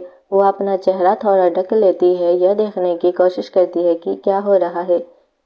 वह एक उड़ती हुई बिल्ली को देखती है, सोचती है कि क्या यह पंखों वाली बिल्ली है और उस उड़ती हुई बिल्ली के साथ एक आदमी है। फिर क्रिस्टीना की आंखें हैरानी से चौड़ी हो जाती है जब उसे पता चलता है कि यह उसका सौतेला भाई रुफस वान है। क्रिस्टीना के माता पिता चाहते हैं कि उसकी शादी शाही परिवार में हो, इसीलिए वे एक दूसरे के रिश्तेदार को गोद लिए बेटे के रूप में अपना लेते हैं। क्रिस्टीना को यह बिल्कुल पसंद नहीं है और रफस क्रिस्टीना से दिल से नफरत करता है। गोद लिए जाने के समय से ही क्रिस्टीना ने उसकी ज़िंदगी बहुत मुश्किल कर दी थी, क्योंकि उसे लगता है कि उसका परिवार छुटकारा पाना चाहता है। इसीलिए वह खुद से वादा करती है कि कम से कम वह उसे इतनी आसानी से नहीं छोड़ेंगे। अब वह रुफस की तरफ देखती है, आगे क्या होने वाला है इसकी तैयारी करते हुए वह भी नफरत भरी नज़रों से उसे देखती है। बहुत सीरियस है। क्रिस्टीना तुरंत पीछे मुड़ जाती है, अपने धड़कते दिल को थामे हुए। लेकिन रुफस पास आकर बताता है कि उसने यह देखने का फैसला क्यों किया। क्योंकि उसने सुना था कि वह बदल गई है, लेकिन उसे अब भी पूरा यकीन है कि यह उसकी कोई बुरी प्लानिंग है और वह कभी नहीं बदलेगी। क्रिस्टीना बहुत चिंतित हो जाती है, मन ही मन सोचती है कि रुफस पूरी तरह गलत है। वह सचमुच अब एक अलग इंसान बन गई है। वह उसकी ओर देखता है और वे एक पल के लिए एक दूसरे को घूरते हैं, लेकिन अचानक उसे दूसरी दुनिया में अपने भाई की याद आती है और यह सोचकर दुखी हो जाती है कि भाई बहन होने के बावजूद वह उससे कितनी नफरत करता था। फिर वह अपने कपड़े को कसकर पकड़ती है और रुफस के पास जाती है। कुछ कहने ही वाली होती है, लेकिन तभी हान बंदूक लेकर अंदर आती है और चिल्लाती है, घुसपैठिए। क्रिस्टीना उसे हैरानी से देखती है, जबकि वह और रुफस यह देखने के लिए मुड़ते हैं कि क्या हो रहा है। क्रिस्टीना को पूछना पड़ता है कि उसके पास बंदूक क्यों है, तो हान बताती है कि सिरी के जादू ने उनके लिए एक घुसपैठिए का पता लगाया है। क्रिस्टीना हैरान है, सोच रही है कि उसने वह चीज हवेली में कब रखी, और दिखाती है कि सिरी को सचमुच घर जैसा महसूस हो रहा है। हान रुफस के गले पर भाला तान कर कहती है कि वह जरूर कोई घुसपैठिया है, लेकिन रुफस चुप रहता है। इसीलिए क्रिस्टीना जल्दी से दोनों के बीच खड़ी हो जाती है और भाले को रोककर उसे रोकने के लिए कहती है। वह उसे दिलासा देने की कोशिश करती है कि चिंता की कोई बात नहीं है, लेकिन हान आत्मविश्वास से मुस्कुराती है और बताती है कि उसने एक बार राष्ट्रीय भाला प्रतियोगिता जीती थी। क्रिस्टीना जल्दी से समझाती है कि वह घुसपैठिया नहीं बल्कि उसका सौतेला भाई है। यह शब्द सुनकर रुफस का चेहरा सख्त हो जाता है। हान निराश होकर पूछती है कि क्या वह श्योर है, क्योंकि उन्हें नहीं लगता कि वह उतना दोस्ताना है जितना वह खुद है, जिससे रुफस चौंक जाता है और सोचता है कि क्या उसने अभी अभी क्रिस्टीना को दोस्ताना कहा है। जादू का पता लगाने वाली प्रणाली सील के पास पहुंचती है और घुसपैठिया चिल्लाती है। तभी अचानक सील खुद आ जाता है। उसकी हंसमुख निगाहें रुफस पर टिक जाती है। वह उसे पहचान लेता है और कहता है कि इसमें कोई हैरानी की बात नहीं की उसे कोई माना शक्ति महसूस नहीं हुई, लेकिन रुफस उसे चिढ़ाकर देखता है और अपनी बाहें मोड़ कर पूछता है कि क्या वह वही जादूगर नहीं है जो माना शक्ति के बिना शक्तिहीन हो जाता है। वह पूछता है कि क्या सिरिल को यकीन है कि वह उससे बात कर रहा है, उसे चेतावनी दे रहा है कि वह कहा। उसे याद आता है कि परिया बहुत लंबे समय से अस्तित्व में है, समझ सकता जो इसके बिना कुछ भी नहीं है। उसका छोटा परी साथी रुफस गुस्से से सील को घूर रहा है, जो सिर्फ मुस्कुराकर जवाब देता है। क्रिस्टीना बीच में फंसी हुई है, सोच रही है कि आखिरकार हो क्या रहा है। सील एक शरारती परी लगती है जो सुंदर पुरुषों के साथ नहीं बनती, ठीक वैसे ही जैसे सेड्रिक के साथ नहीं बनती। इस बीच हान पॉपकॉर्न खा रही है और नाटक को ऐसे देख रही है जैसे कोई फिल्म देख रही हो। अचानक छोटी परी एक प्यारी सी म्याऊ के साथ उसके पास आती है और क्रिस्टीना उसकी क्यूटनेस को देखकर खुद को रोक नहीं पाती। वह अपना हाथ बढ़ाती है, मुस्कुराती है और पूछती है कि क्या परी उसे पसंद करती है, लेकिन परी अचानक गुर्राती है, डरावनी हो जाती है, जिसे क्रिस्टीना डर के मारे उछल पड़ती है और हान की बाहों में गिर जाती है। तभी रुफस मिमी को बुलाता है और कहता है कि वह आ रहा है, जिससे परी तुरंत शांत हो जाती है। सिरिल क्रिस्टीना की ओर मुड़ता है, जो अभी भी हान से चिपकी हुई है, और पूछता है कि क्या वह ठीक है। वह बताता है कि परियां घमंडी प्राणी होती है, इसीलिए वे अपने लॉर्ड के अलावा दूसरों के साथ काफी हिंसक हो जाती है। क्रिस्टीना अभी भी डरी हुई है, हकलाते हुए पूछती है कि क्या सच में कोई परी है। फिर वह अंदाजा लगाता है कि उसने पहली बार कोई परी देखी है। तभी उसे याद आता है कि उसके पास बिल्कुल भी माना शक्ति नहीं है और जादूगर बनने की कोई क्षमता भी नहीं है। वह मानता है कि वह भूल गया था कि क्रिस्टीना कोई जादूगर नहीं है, और उसका यह कथन क्रिस्टीना के दिल में छोरा घूंपने जैसा लगता है। मुड़कर वह उससे कहता है कि उसे समझाने दो। क्रिस्टीना सदमे से उबरते हुए जोर जोर से सांस लेते हुए जमीन पर गिर जाती है और रुफस उसे तिरछी नजर से देखता है, लेकिन सीरियसली समझाना जारी रखता है कि माना शक्ति के बिना पैदा हुए लोग कभी कभी पाक प्रकृति से जन्मी आत्माओं, जिन्हें जिन्न कहा जाता है, उसको देख सकती है। ये वो लोग हैं जो इन आत्माओं के साथ कॉन्ट्रैक्ट करके जादुई शक्तियां हासिल कर सकते हैं। रूफस के मामले में मिमी ने उसके साथ कॉन्ट्रैक्ट करने पर सहमति जताई थी, इसीलिए अब हर कोई उसे देख सकता है। यह बात समझ आने पर क्रिस्टीना की आंखें चौड़ी हो जाती है। फिर वह हैरान हो जाती है कि वह सच में कल्पनाओं से भरी दुनिया में है। फिर वह मुस्कुराती है और सिरिल को समझाने के लिए धन्यवाद देती है और कहती है कि वह सच में एक अच्छा शिक्षक है। सिरिल उसकी ओर देखता है और फिर क्रिस्टीना के करीब झुककर फुसफुसाता है कि जिन अभी भी जादूगरों से कमतर है। लेकिन रूफस सुन लेता है और गुस्से से पूछता है कि उसने अभी क्या कहा। जादू से कहीं ज्यादा समय तक चलने वाला, लेकिन सरेल कंधे उचकाते हुए जवाब देता है कि यह 1000 गुना बेहतर होगा। जादू से कहीं ज्यादा पुराना इतिहास, लेकिन बस इतिहास के आधार पर निर्णय लेना गलत है। और वह कहता है कि जादू शब्द के अस्तित्व में आने से बहुत पहले लोग जादू का इस्तेमाल करते थे। वे बहस करने लगते हैं, एक दूसरे को इतिहास का पाठ पढ़ाने की कोशिश करते हैं, जबकि क्रिस्टीना और हैन उन्हें देखते रहते हैं। क्रिस्टीना कहती है कि वह देख सकती है कि उनकी आपस में नहीं बनती, जबकि हैन कहता है कि यह बस उनकी बात नहीं है, क्योंकि जादूगर और प्रतिभाशाली लोग आमतौर पर इस बात पर बहस करते रहते हैं कि कौन बेहतर जादू कर सकता है। वह सोचता है क्योंकि बातचीत किसी नतीजे पर नहीं पहुंच रही है, इसीलिए उन्हें इस चर्चा को हमेशा के लिए ख़त्म कर देना चाहिए। लेकिन रूफस डरता नहीं है, वह लड़ने के लिए तैयार है और जवाब देता है, आओ मैदान में। हान अपने चश्मे को ठीक करते हुए कहती है कि अगर वे वहाँ लड़ेंगे तो हवेली खराब हो जाएगी। तभी क्रिस्टीना घबरा जाती है और उन्हें रोकने के लिए चिल्लाती है। वह उनके बीच दौड़ती है, अपने हाथ हिलाती है और उनसे रुकने की विनती करती है।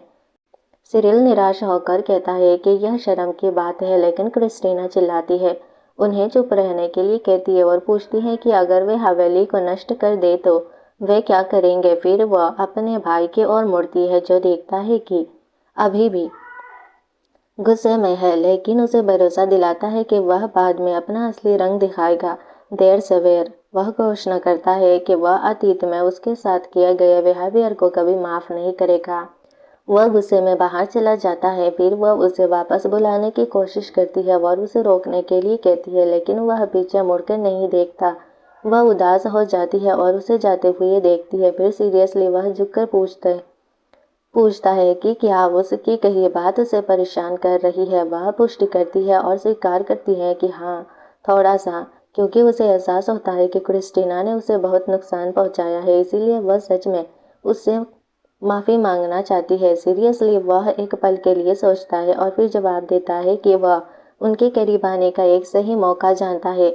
वह एक्साइटमेंट से उसकी ओर देखती है कि वह क्या है, लेकिन जब वह पूछती है तो वह क्रिस्टीना को एक बड़े, काफ़ी भीड़-भाड़ वाले अखाड़े में ले जाता है, जिससे वह हैरान रह जाती है और खुद को बेगाना महसूस करती है। फिर वो बताता है कि यह वह जगह है जहाँ जादूगर जिन्न अपना वार्षिक द्वंद्व युद्ध टूर्नामेंट आयोजित करते हैं। उत्साहपूर्ण तालियों और जयकारों की गूंज हवा में गूंजती है।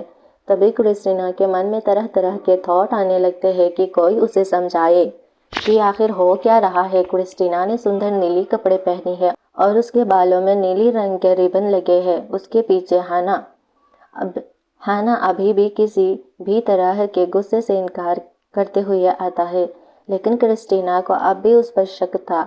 उभी हुई लग रही है, यह साफ दिख रहा है सेड्रिक उसे देख रहा है। क्रिस्टीना और वह उसके बारे में चिंतित लग रहे हैं, जबकि सिरिल उसके चेहरे के भाव का मजाक उड़ा रहा है। अखाड़ा दो शोरगुल भरे गुटों में बटा हुआ है। एक तरफ के लोग जादू को सर्वश्रेष्ठ बताकर जयकारे लगा रहे हैं, जबकि दूसरी तरफ के लोग परियों को श्रेष्ठ बता रहे हैं। शोरगुल से पूरा हॉल भर जाता है, जिससे क्रिस्टीना का सिर चकरा जाता है। वह चौंक कर सिरिल की ओर मोड़ती है और पूछती है कि यह सब क्या है।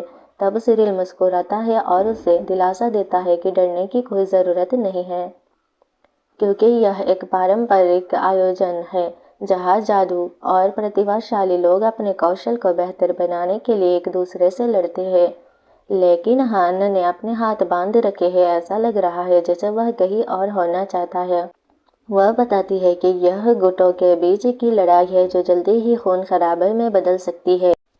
और सिरिल उत्तेजित होकर बात पूरी करते हुए कहता है, बिल्कुल सही। फिर वह बताता है कि वह रुफस की जमकर पिटाई करने वाला है और उसके तुरंत बाद वह अंदर आकर उसके घावों को भर सकती है और इस तरह दोनों और करीब आ सकते हैं। क्रिस्टीना को अपनी बात पर विश्वास नहीं हो रहा है और वह घबराहट से पसीना बहाने लगती है। सिरिल रुफस को भाग जाने की चेतावनी देने के बारे में सोच रहा था, तभी सिरिल का ध्यान सेड्रिक की ओर गया जो हाथ बांध कर बैठा था। सिरिल ने माना कि वह उसकी मौजूदगी से हैरान है और सोचने लगा कि उसे यहाँ होने की बजाय काम पर होना चाहिए था, लेकिन सेड्रिक ने आह भरी और समझाया कि क्रिस्टीना पर नजर रखना उसके काम का हिस्सा है। सिरिल ने पूछा कि क्या उसके बगल में बैठना भी उसके काम का हिस्सा है, जिससे सेड्रिक एक पल के लिए हैरान रह गया और जादूगरनी को घूरने लगा। उसने क्रिस्टीना की ओर देखा और माना कि सिरिल का शक पूरी तरह गलत नहीं है, लेकिन फिर भी वह गलती से छिपी हुई जादू की किताब का पता बता सकती है। लेकिन जाहिर है अब उसके दिमाग में कुछ और चल रहा है। क्रिस्टीना सिड्रिक के बगल में बैठती है और रुफस की सुरक्षा को लेकर चिंतित थी। अपने ख्यालों में खोई हुई उसने देखा कि सिड्रिक उसे देख रहा है, लेकिन जैसे ही उनकी नजरें मिली उसने तुरंत नजरें हटा ली। उसके असामान्य बिहेवियर को देखकर क्रिस्टीना मुस्कुराए बिना नहीं रह सकी, लेकिन सेड्रिक ने मन ही मन कुछ बुदबुदाते हुए पूछा कि वह क्या कर रही है। क्रिस्टीना ने पूछा कि क्या वह इसीलिए परेशान है क्योंकि रुफस उसकी जमीन पर बिना अनुमति के घुस आया था। तब सेड्रिक उसकी ओर मुड़ा और सचमुच उसके बगीचे को नुकसान पहुंचाया था। रुफस की ईमानदारी साफ झलकती है क्योंकि वह समझाता है कि भाइयों का एक दूसरे से मिलना सामान्य बात है, लेकिन अगली बार रुफस से कहता है कि उसे पहले से बता देता कि वह उसका ठीक से स्वागत कर सके। सेड्रिक की इस समझदारी से क्रिस्टीना सुखद आश्चर्यचकित हो जाती है। फिर वह उसे धन्यवाद देते हुए एक प्यारी सी मुस्कान देती है। सेड्रिक के इस मनमोहक भाव को देखकर वह दंग रह जाता है, शर्मा जाती है। उसके गाल साफ तौर पर लाल हो जाते हैं। क्रिस्टीना सोचती है कि वह ऐसा चेहरा क्यों बना रहा है। तभी सीढ़ियों की आवाज़ उनकी बातचीत में दखल देती है, जो क्रिस्टीना को बुलाकर चेतावनी देता है कि रुफस कंपटीशन में भाग लेने वाला है। वह जल्दी से गैलरी की ओर जाती है जहां सिरिल उस जगह का निरीक्षण कर रहा है जहां रुफस इंतजार कर रहा है। जब रुफस उनकी ओर मुड़ता है तो सिरिल उसे चिढ़ाता है, कहता है कि उससे हारने से पहले किसी से मत हारना, और रुफस को चिढ़ाते हुए देखकर आनंद लेता है। इसी बीच सेड्रिक पूछता है कि क्या सिरियो नीचे चल रही कंपटीशन में भाग नहीं लेना चाहता, लेकिन सिरियो बताता है कि पिछले साल का विजेता होने के नाते वह सीधे फाइनल में भाग लेगा। क्रिस्टीना इस बात से हैरान हो जाती है। उसे हैरानी होता है कि क्या उसने सचमुच टूर्नामेंट जीत लिया है। तभी वह मुस्कुराता है और उसे याद दिलाता है कि उसने कहा था कि यह अच्छा है, और आगे कहता है वह मानता है कि अगर वह एक सक्षम पुरुष चाहती है तो वह एक अच्छा साथी है। वह यह भी स्वीकार करता है कि उसका छोटा भाई इस साल प्रतिभाओं में सबसे मजबूत है, जिससे क्रिस्टीना चौंक जाती है। वह अपने छोटे भाई की प्रतिभा के बारे में सोचने से खुद को रोक नहीं पाती, लेकिन रुफस के चिड़चिड़े चेहरे को देखकर उसकी सोच रुक जाती है। सीरियो एक्साइटेड है यह देखने के लिए एक्साइटेड है कि पिछले एक साल में रुफस में कितना बदलाव आया है। इसी बीच रुफस, जो मानो कहीं और खोया है, एक हट्टे कट्टे आदमी के पास आता है। वह आदमी पूछता है कि क्या रुफस सचमुच टूर्नामेंट के शीर्ष प्रतियोगी में से एक है, और शौखी बगाड़ता है कि वह उसे सबक सिखाएगा। रुफस शांति से उस आदमी को परखता है और मांसपेशियों को बनाने की नृतकता बताता है। रुफस के आत्मविश्वास से गुस्सा होकर वह इंसान मुट्ठी उठाकर उस पर झपटा, लेकिन रुफस ने तुरंत पास के पत्तों को आपस में उलझाकर उसे रोक दिया। मुस्कुराते हुए रुफस ने समझाया कि यही कारण है कि बस मांसपेशियों पर निर्भर रहना महत्वपूर्ण है। यह एक पलक झपकाते ही रुफस ने अपनी ऐसी शक्ति दिखाई है जो आदमी को हवा में बहुत ऊपर उठा देती है। आदमी एक अदृश्य शक्ति से उड़ते हुए कोसता है जब तक कि अंत में रुफस उसे इतनी जोर से जमीन पर नहीं पटक देता कि एक गहरा गड्ढा बन जाता है। एक और इंसान यह सब देखकर घोषणा कर रूफस मैच का विजेता है और सभी तालियां बजाते हैं क्योंकि अब वह फाइनल में जा रहा है। क्रिस्टीना अपने भाई के प्रदर्शन से चकित है, उत्साह से चिल्लाती है कि वह सफल हो गया, लेकिन इससे पहले कि वह कुछ और कह पाए रूफस उसे एक सख्त नज़र से देखता है जिससे वह चुप हो जाती है। सिरिल क्रिस्टीना से कहता है कि वह ज़्यादा उत्साहित ना हो क्योंकि असली चुनौती तो अब शुरू हुई है। वह उसे याद दिलाता है कि अब उसे अपने भाई से लड़ना है और पूछता है कि अगर वह जीतता है तो क्या वह उसे इनाम देगी। लेकिन सेड्रिक को यह थॉट पसंद नहीं आता और वह क्रिस्टीना से कहता है कि उसकी बात ना सुने। फिर सिरिल समझाता है कि वह बस खुद को प्रेरित करने की कोशिश कर रहा है। क्रिस्टीना को सिरिल के थॉट पर यकीन नहीं होता। वह उसकी झिझक को सहमति समझ लेती है, इसलिए वह बहुत उत्साहित हो जाता है। एनोहेल मैच की तैयारी के लिए दौड़ता है। वह क्रिस्टीना को पुकारता है और एल्वियर को अपने वादे की याद दिलाता है कि क्योंकि वह जीतने के लिए अपना सबसे अच्छा कोशिश करेगा। क्रिस्टीना उसे जाते हुए देखती है, चिंतित, और सोचती है कि उसे किस तरह का इनाम मिलेगा। भीड़ उत्साह से भर जाती है और सभी तालियां बजाते और जयकारे लगाते हैं। रेफरी घोषणा करता है कि अंतिम मैच का समय हो गया है और क्रिस्टीना की अविश्वसनीय जादुई क्षमताओं की सीरियसली तारीफ करता है, जिसके कारण उसे नॉवेलों में पोजीशन मिला है। वह गर्व से मुस्कुराती है और भीड़ तालियां बजाकर उसे अपना सर्वश्रेष्ठ प्रदर्शन करने के लिए प्रोत्साहित करती है। रिंग के दूसरी ओर रूफस है, एक लड़का और प्रतिभाशाली, विलक्षण प्रतिभा वाला इंसान जो प्रतिभाशाली का प्रतिनिधित्व करता है। दर्शक रूफस के लिए जयकारे लगाते हैं और उसे पुकारते हैं, लेकिन वह मुस्कुराता नहीं है। भीड़ में कुछ लोग रूफस की सुंदरता की तारीफ करते हैं और क्रिस्टीना कंपटीशन की लोकप्रियता देखकर हैरान और आश्चर्यचकित रह जाती है। वह इस बारे में हाना से बात करती है जो उससे सहमत होता है और वह यह भी बताती है कि उनके पीछे खड़ा सेड्रिक लड़कियों के बीच काफी लोकप्रिय है। जब क्रिस्टीना पीछे मोड़ती है तो वह सेड्रिक को एक फाइल के साथ बैठे हुए देखती है जो निस्संदेह आकर्षक लग रहा है। वह मन ही मन सोचे बिना नहीं रह सकी कि वह वाकई काफी फेमस है। तभी हाना ने शरारत से क्रिस्टीना के कंधे पर थपथपाते हुए कहा कि वह भी लोग फेमस है, लेकिन क्रिस्टीना जोर से हंस पड़ी। फिर उसने इस थॉट को खारिज कर दिया। हान मुस्कुराते हुए शांत हो जाती है और खुद को याद दिलाती है कि अंतिम मुकाबला शुरू होने वाला है। रिंग में सिरिल और रूफस के आमने सामने आते ही घबराहट बढ़ जाती है। क्रिस्टीना अपनी मुट्ठी कसकर भींच लेती है, बेसब्री से उम्मीद करती है कि सिरिल जीत जाए, लेकिन फिर से सिरिल की जीत पर इनाम की मांग याद आती है और वह उसकी जीत के स्वाभाविक शर्मनाक परिणामों की कल्पना करने से खुद को रोक नहीं पाती। उसकी आंखों में आंसू आ जाते हैं क्योंकि उसे डर लगता है कि सिरिल उसे क्या करने को कहेगा। फिर भीड़ जयकार करती है और सिरिल और रूफस का रोमांचक मुकाबला शुरू हो जाता है।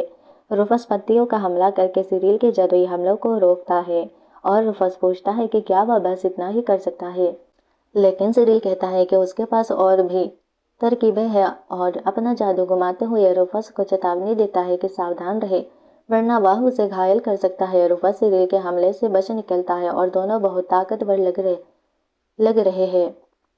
क्रिस्टीना बड़ी बड़ी आंखों से लड़ाई देखती है और उसकी स्किल पर आश्चर्यचकित होती है, लेकिन अचानक एक बड़ा पत्थर उनकी ओर उड़ता हुआ आता है। सेड्रिक ने खतरे को भांप लिया और तुरंत उसे अपनी ओर खींच लिया।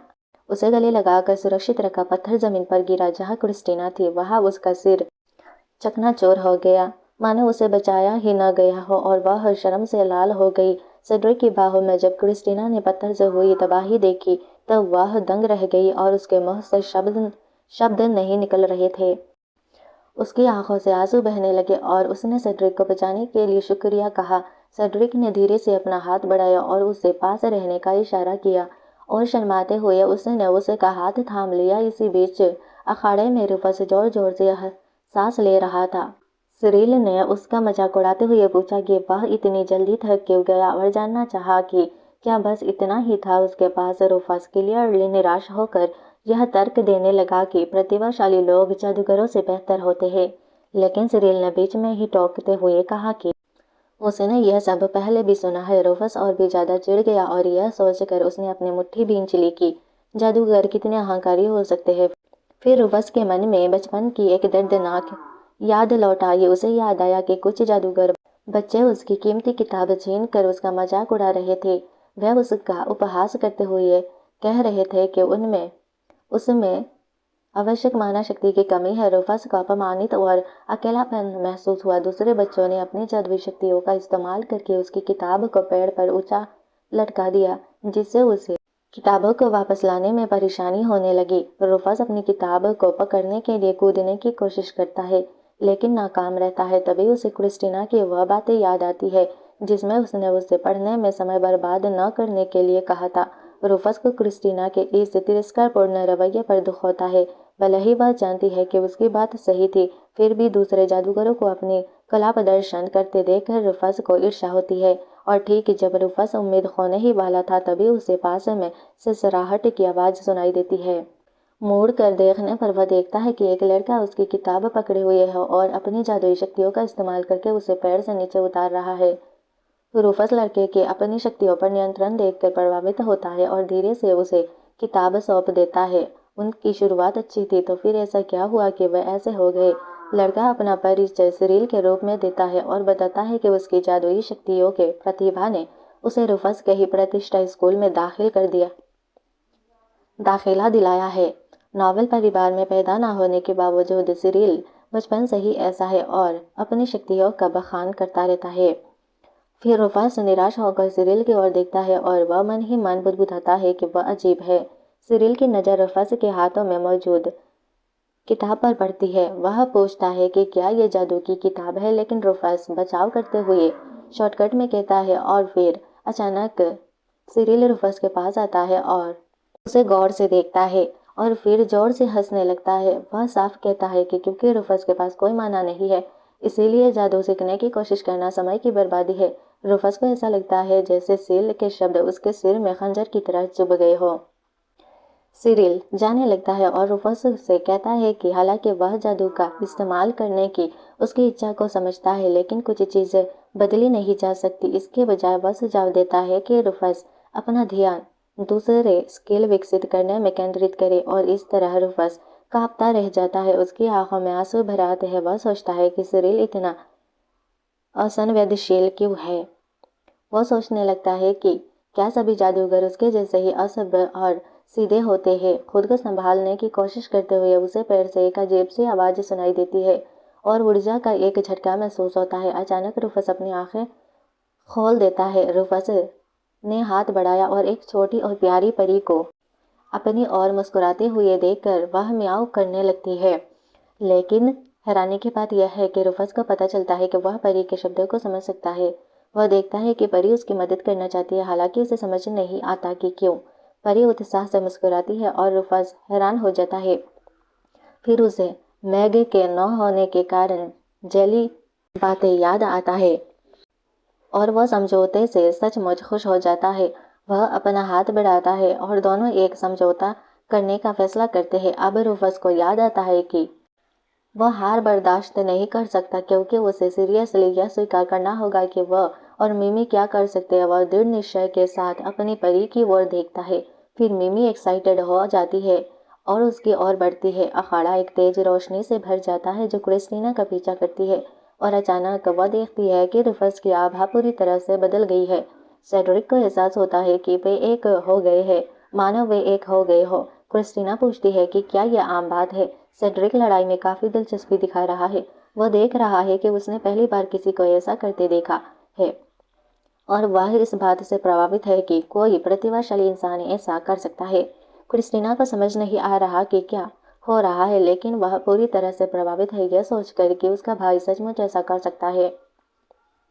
अविश्वसनीय। वह रूफस के लिए जयकारे लगाने लगती है, लेकिन सिरिल उसे दिलासा देता है कि बस इतना ही बदला है कि अब वो थोड़ा चमक रहा है।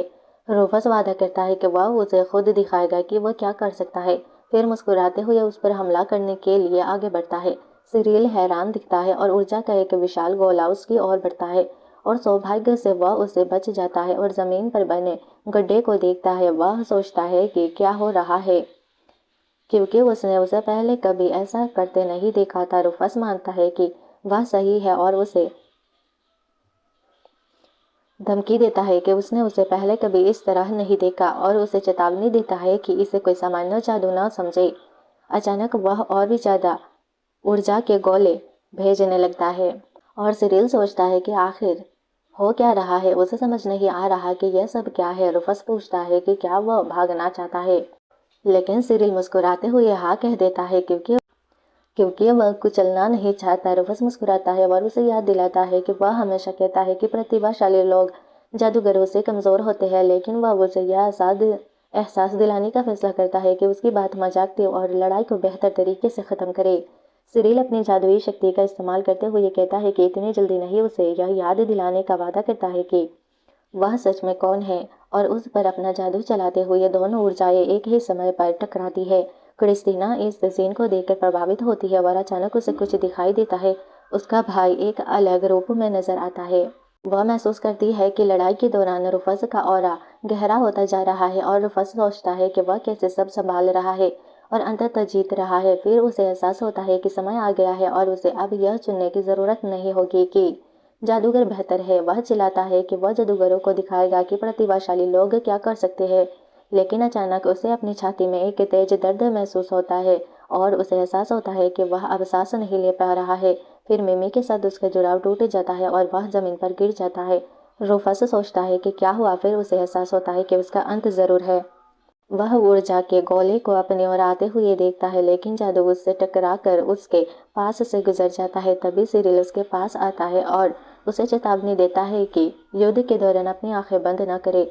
वह देखता है कि सिरिल मुस्कुरा रहा है, लेकिन वह इस बात को लेकर परेशान है कि उसने अपना मौका कैसे खो दिया।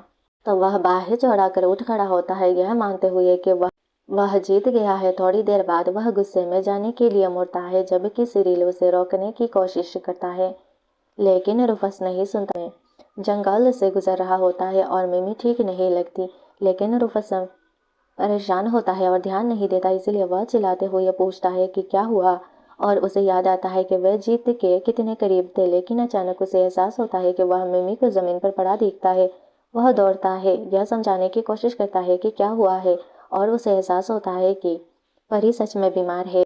उसे किसी के आने की आवाज़ सुनाई देती है और वह चिल्लाकर पूछता है कि कौन है, और अचानक वह क्रिस्टीना को देखता है जो यह सब देखकर डरी हुई लगती है। वह गुस्से से उसकी ओर देखता है और उसे चेतावनी देता है कि यह उसका मामला नहीं है। वह मदद करने की कोशिश करती है, लेकिन रुफस उस पर भरोसा नहीं करता और सोचता है कि वह उसका फिर से मजाक उड़ाने के लिए उसका पीछा कर रही थी।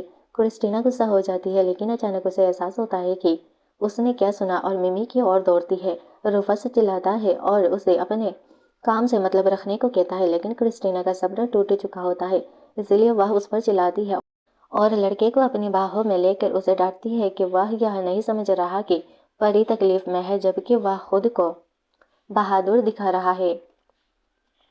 शर्मिंदा होकर अपना चेहरा दूसरी तरफ कर लेता है और कहता है कि वह एक लड़का उसकी ओर देखता है और उसकी बुरी हालत को भांप लेता है। फिर वह चुप हो जाता है और उसे परी वर हो जाता है। उसे समझ नहीं आता कि यह क्या है, इसीलिए वह बताता है कि यह एक दुर्लभ लक्षण है जो परियों को तब होता है जब वे बहुत ज़्यादा शक्ति का इस्तेमाल करती है। वह और भी हैरान हो जाती है जब वह कहता है कि इस तरह से मिमी गायब भी हो सकती है। क्रिस्टीना सोचती है कि उन्हें कुछ करना चाहिए, लेकिन रूफस समझाता है कि वह कुछ नहीं कर सकती और उसे मिमी को सौंपने के लिए कहता है ताकि वह उसकी देखभाल कर सके।